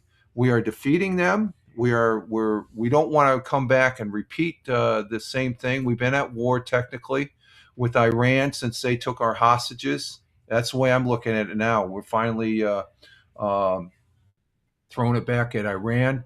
I know there's a lot of people that disagree with this, but I think when it's all said and done, which is going to be in a couple weeks, it's not going to be a forever war, just like the other side, the Democrats, are trying to portray it is. And then they got the Speaker of the House saying it's going to fail. That's so un-American as far as that goes. The troops are in harm's way, and you're going to say, oh, they're going to fail. And that if they fail, that means we're going to have a lot of body counts. We don't. Okay, we do have some casualties, and that's unfortunate. But that's what happens when we're at war, and we are at war technically. Let's see, number 4 U.S. servicemen members dead after aircraft goes down in Iraq, and more top. Yeah, there was a KC-135. This wasn't because of the this was over in Iraq. I think it was northern Iraq. Did it say that?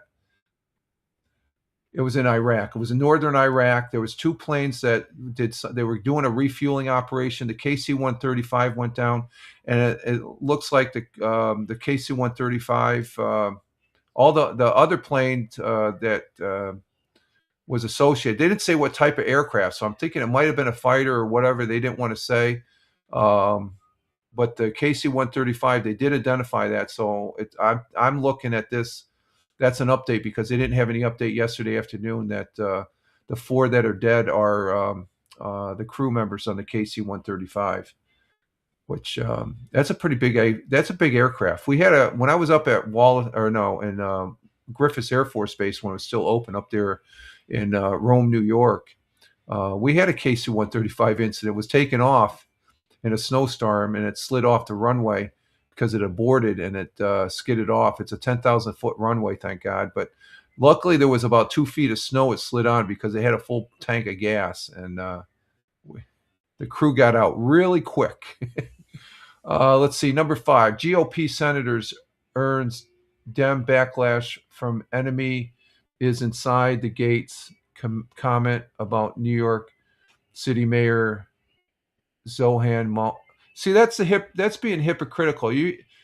GOP, if they're earning some backlash from the Democrats, where are the Democrats when CNN said, oh, they were attacked, those 2 guys that got they say teenagers, they're 18, they're young adult men. They threw those bombs. They didn't care. They're naturalized citizens, and they do that. That's wrong. They didn't speak out about that. But yet you make one little comment about the mayor. Grow thick skin. They're trying to change that's what's happened with the left Democrats. All Democrats are not bad, but these Democrats that are throwing this crap out as far as nitpicking over statements and stuff like that, grow a spine. That's what I say. Okay, let's go to the next page. N. Number 6, Fox News anti-sentiment exposed newsletter. Michigan synagogue attacked identified. Okay, I have no idea. Let's see. No, we're not going to go in that. That's just a sad situation. Number 7, Victory Garden cut grocery bills and healthcare costs with one simply backyard habit. Yeah, grow a garden. There's probably something you got to grow in there. Number 8, two shooting incidents, DHS standoff, and GOP warns of rising terror threats, which that's understandable. The so-called sleeper, I think the president indicated that they're aware of where most of these sleepers are, and they're watching them. And if they're not doing anything, you can't really arrest them until they do. They're getting ready to do something. Let's see. Number 8, airline meal vouchers almost insulting as airport food prices soar, says passengers and experts. Yeah, it's expensive at the airport. It was expensive the last time I flew, and that's well over 40 years ago. My last flight I flew was when I got out of the Air Force. Well, we lived here, 39, 40 years. So it was 40 years ago that I was on a plane the last time. Number 10, anti-patriotic Democrats try under fire as Trump administrator serves Pentagon contracts. I'm not sure what that's all about, but let's go to the next. Number 11, ex-NFL star Sean Merman advocates for players to get paid more when TV rights deals explode.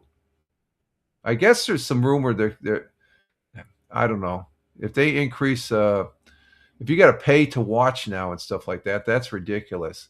Number 12, man charged in Charlie Kirk's assassination seeks to seal evidence from public. Just ongoing drama there in that court case. The guy is guilty of sin, in my opinion, and should go to jail for life. Even though I guess they're looking, I think, is the death penalty taken? I'm not sure.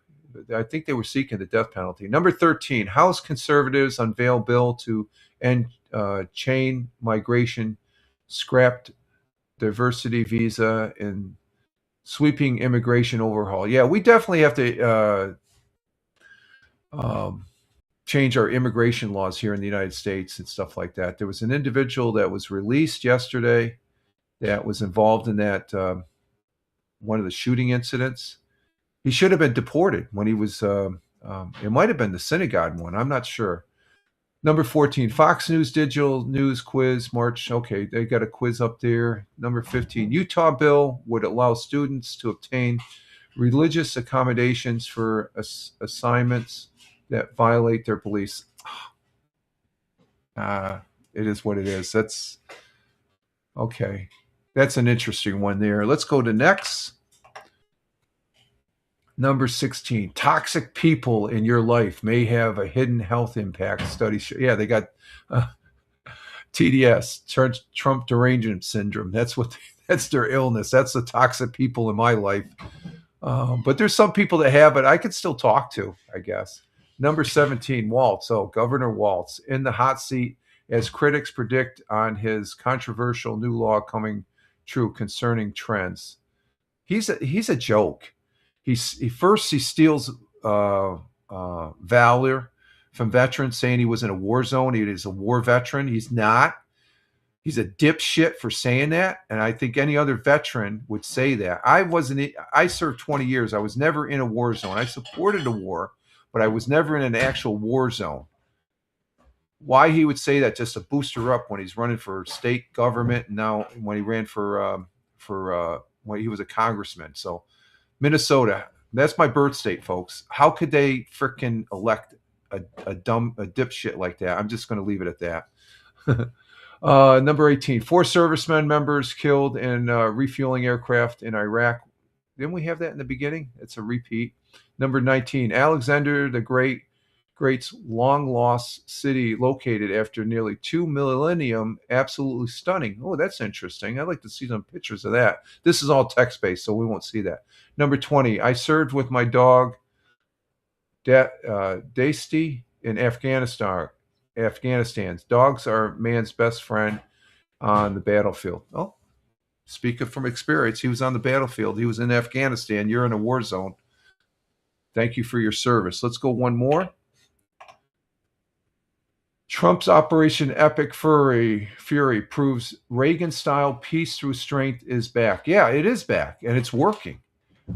President Trump does not want to kick the can down the road like the last 3 presidents.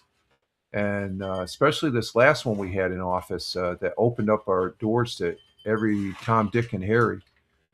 Number 22, why an unverified Iran drone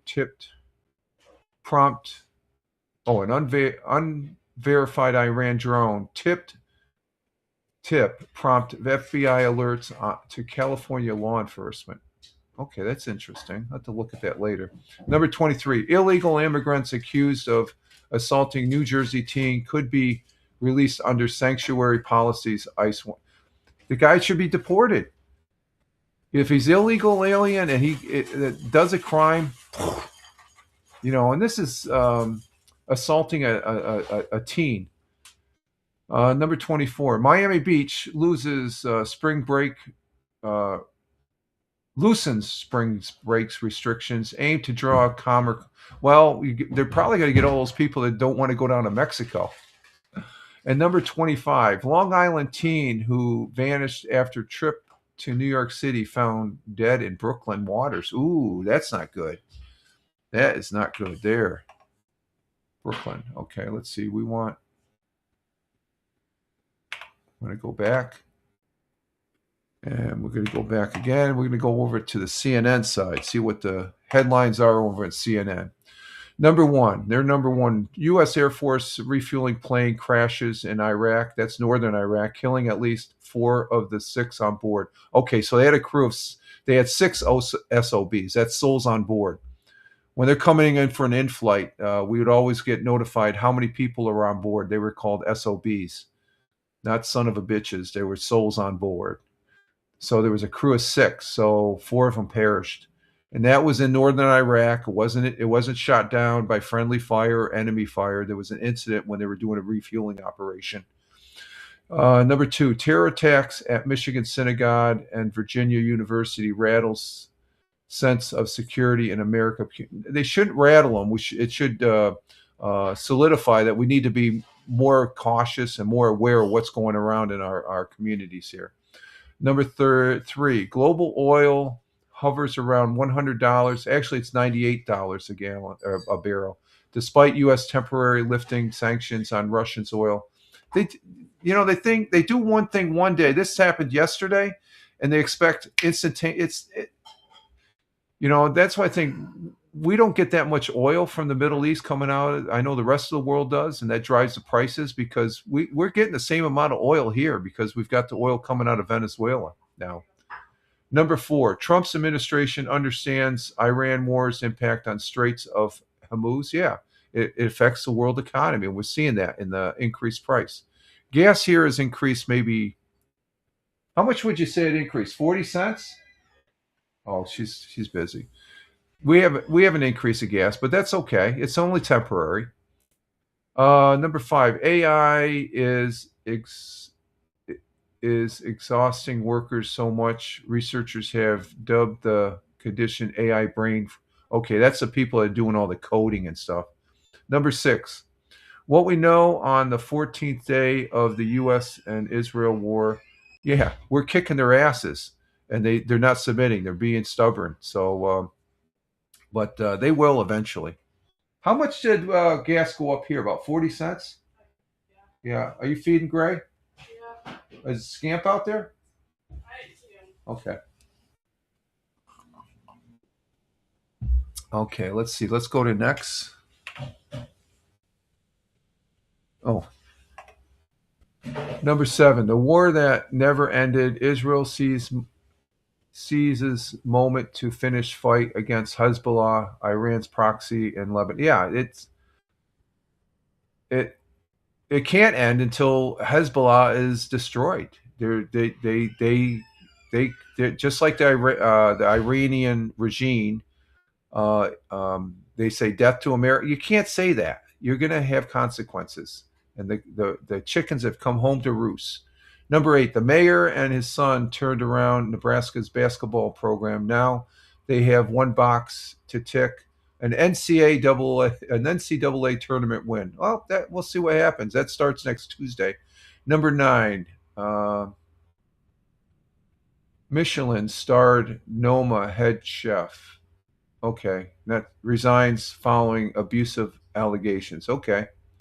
Number 10, Iran is escalating the war by attacking ships along a key oil route. Here's what they've got: some skiff boats. They're dangerous, and but they're not escalating the war. If anything, it's just like it's their last hope, and it's just why they're doing it. It's suicidal, I guess. Number 11, three things you need to understand about how war with Iran will raise your cost of living. It's only temporary. The thing is, that's CNN trying to inject that fear. Oh, this is going to cost. It's only been a week, coming up on 2 weeks, and stuff like that. Prices were high to begin with, so if this is what it takes to have a safer world for all countries, I think every one of those Arab states that are around there that are getting hit by Iran, their neighbor, they're glad we're doing this, along with Israel. Number 12, manage your money with geopolitical risk. No, that's a bunch of garbage. That doesn't even grab my attention. Let's see, next. Number 13, Trump keeps asking Americans to sacrifice for things they don't want. No, the sacrifice in this war is we don't have to put up. We've been put up with this crap for 47 years, folks. Need I say more?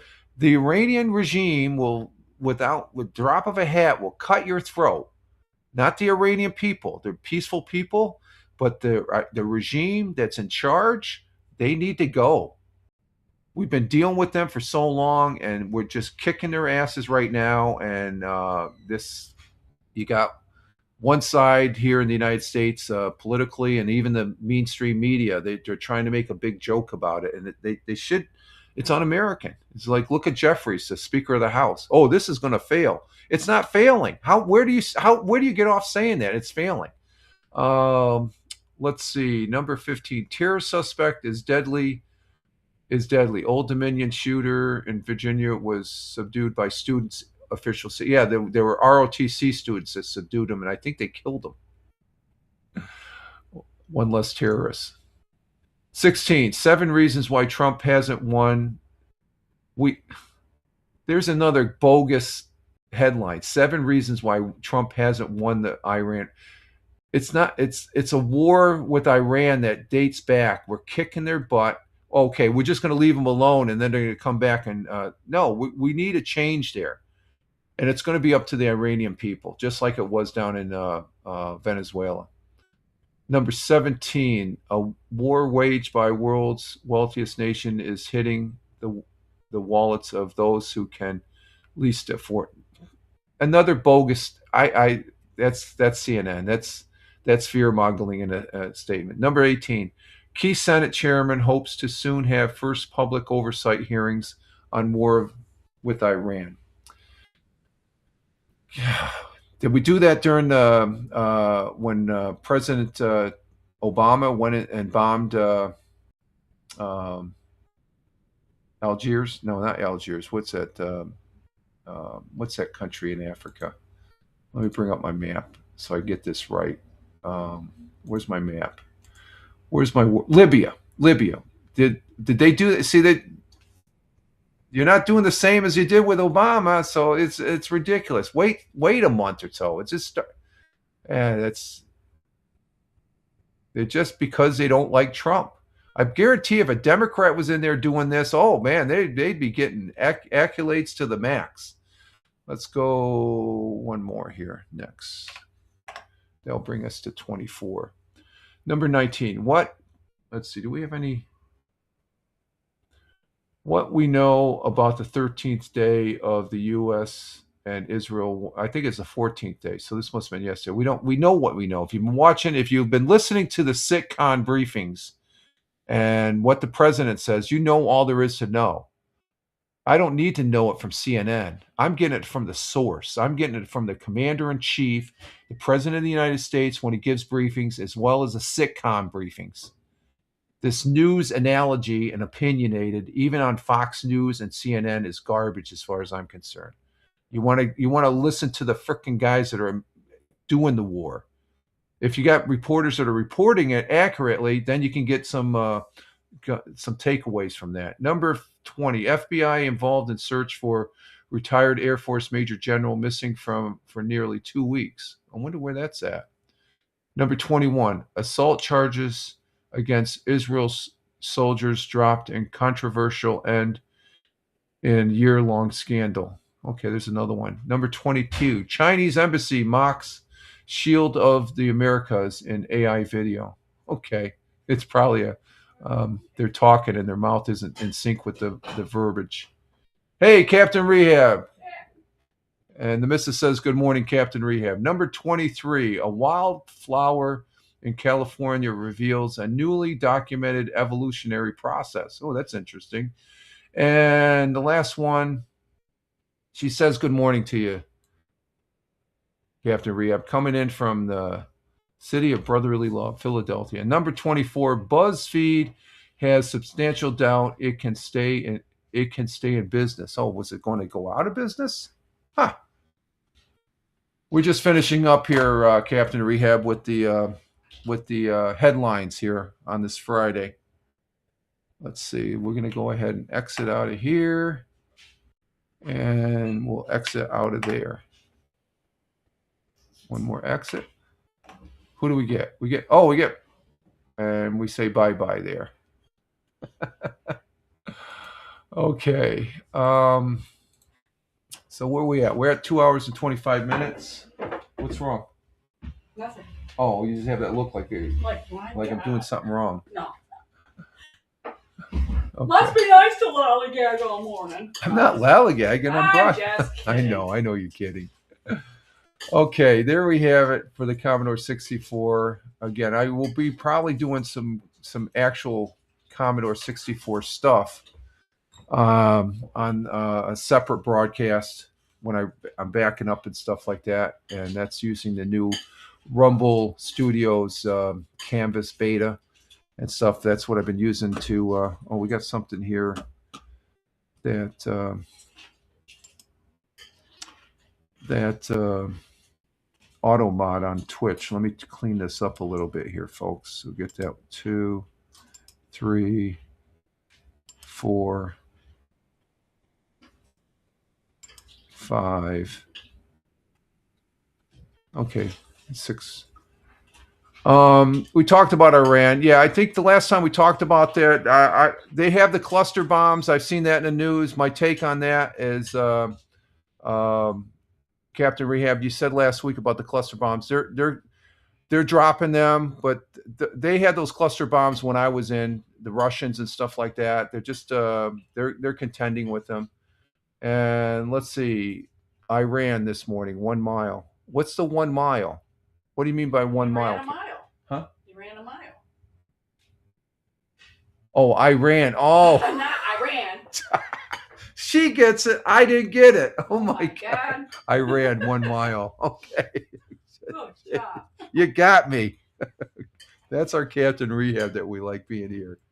I ran 1 mile. That's so funny. That is a funny. That's a good one. She got it right away. I didn't. I was like, what? What are you talking about that? But no, I seen some. They're not a major. According to the sitcom briefing, they're aware of them.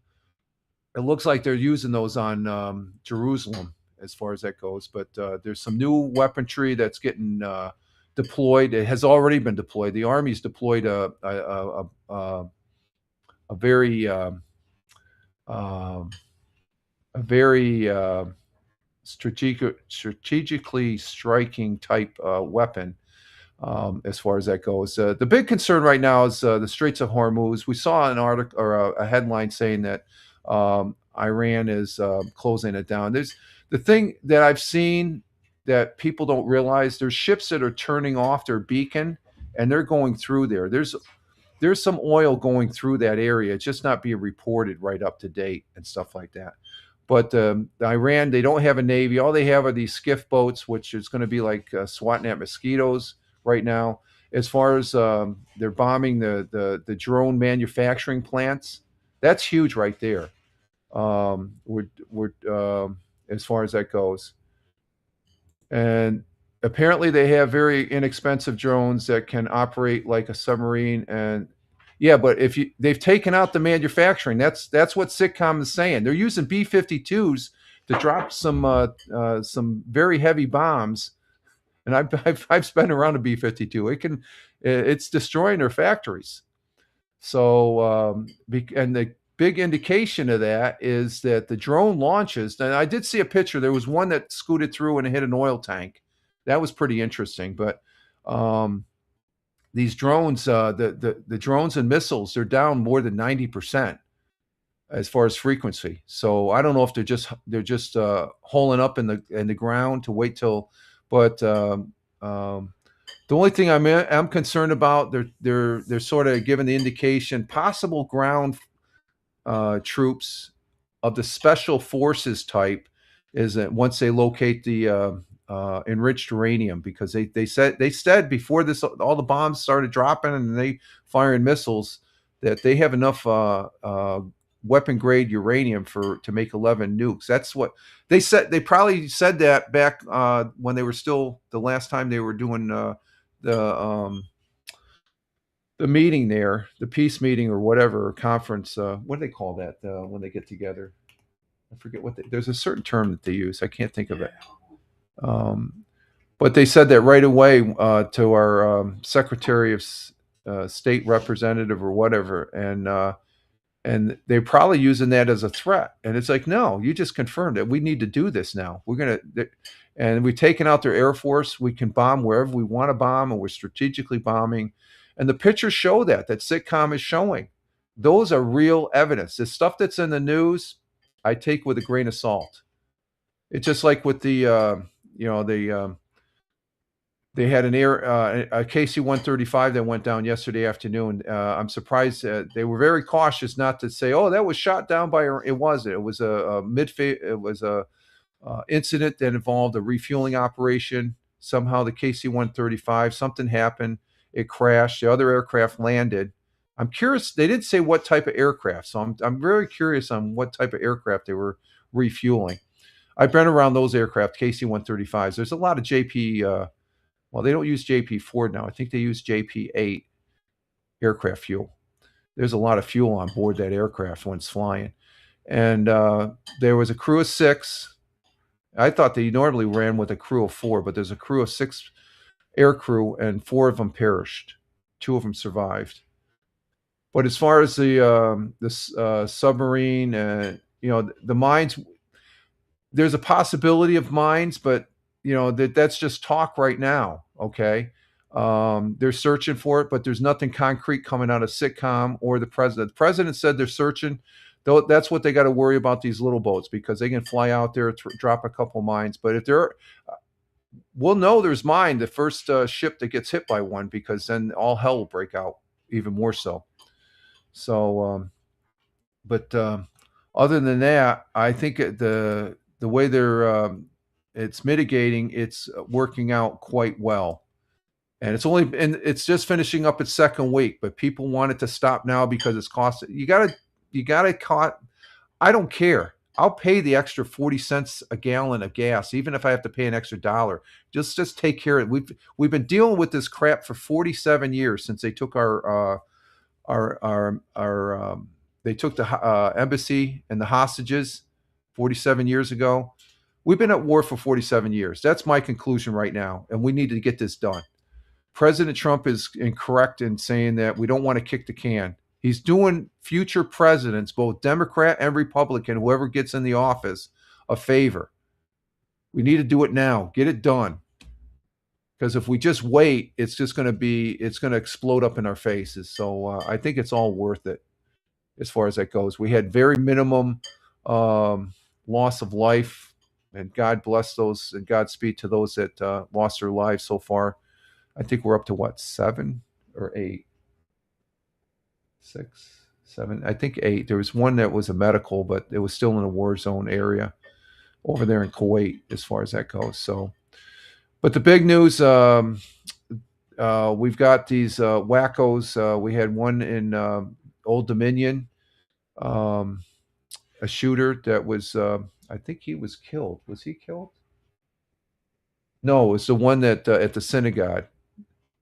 Oh no, at Old Dominion, yeah, the ROTC, yeah, the ROTC, yeah, ROTC students. They came in. He was subdued and exterminated, I guess. Like not exterminated, but he was taken out by the students. So, and then the one in the synagogue, he drove the car into the synagogue school, but the children weren't there. So my dumbass being a terrorist like that, but thought he was going to take out children and stuff. He ended up frying in the car. So, but that's the latest on that. People are looking at that as terrorists, and we're going to probably have more. I don't know if Iran flipped the button, because these look a little shady, jady. They're just associated with what's going on in Iran in an indirect way, I guess. But I don't think they have any connections with them directly, even though they're insinuating as far as that one's being terrorists is an actual terrorist attack, because the perpetrators used a certain comment that's associated with that, and the other ones it's possibly, and it looks like it is, but all in all, it's we'll see what happens. So I think with that, we are at 2 hours and 35 minutes. We're going to go ahead and get out. I got to get a walk in here this morning. It looks like it's. Is it cold out? It's chilly, but it's not windy yet. Okay, it's not windy, so that's good. So we're still sitting at 25 degrees, so that's a comfortable 25 degrees then. Yeah, it's going to get windy. Okay, so I'm going to get a walk in today, and take a nap. And then me and the missus are going to go enjoy some good music tonight with our neighbors as far as that goes. So let's see. We're going to say thank you to our Jersey girl, Tina, for being here from Central New Jersey. Thank you, Tina, for being here. Thank you, Tony D, my brother veteran, my good friend and fellow broadcaster. Thank you very much, my friend.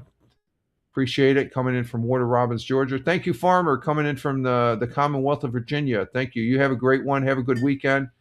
And going down the list, no dancing tonight. We're just listening to music there, Captain Rehab.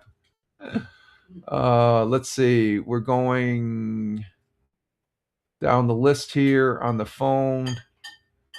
And thank you, Deplorable, coming in from Bradford, Pennsylvania, Commonwealth of Pennsylvania. Greatly appreciate you being here and taking part. Have a great morning and weekend. And finishing up towards the end here, Captain Rehab comes in. Thank you, Captain Rehab, for being here. And appreciate you. I hope all is well with you. And you have a great day. Have a great weekend, Captain Rehab. And Farmer says, have a great day, everyone. Thank you for the show, Rich. You're welcome, Farmer. You have a great one down there in Virginia. Say hi to the chickens for us. Like saying that. I think both you and Deplorable do farmers and stuff like that. And Captain Rehab says, thank you. You as well. Okay, Cap. Very good, Captain Rehab. Have a good day down there in Philadelphia. Should have some good weather this weekend down there in Philly. So, but you have a great one. And for the folks that are just sitting back watching and did take part in the chat, thank you for the view. Greatly appreciate. Thank you for those that are listening on Spotify for Creators, at Fireman Rich on Spotify, at Fireman Rich on Spotify. Thank you. And those people that are watching the replay, thank you very much as well. Greatly appreciate all. And what's that? I'm also over on X, at Fireman Rich on X. And you can, like it's saying right now, you can also follow me on Rumble over on Fireman Rich Broadcast. That's where I have Fireman Rich, but Fireman Rich is the main channel, but all the broadcasts come out of Fireman Rich Broadcast. So I appreciate it. And all the other places where I post at, just Google at Fireman Rich and you'll see where I'm at there. And it has a nice bio. It's a nice, interesting bio there and stuff. So I appreciate that, Google. So, but at Fireman Rich, that's my mainstay. If you want to see where, this show will be posted on everything, but there's some other posts that I post that I just stay right on. I hang out on X, at Fireman Rich on X. So with that, you all have a great one. And you all stay safe. And we're going to skate out of here. You all have a great one. Live life, have fun. Ciao for now. As always, peace. Take care, folks, and have a good one. Enjoy. And thank you for all in the chat.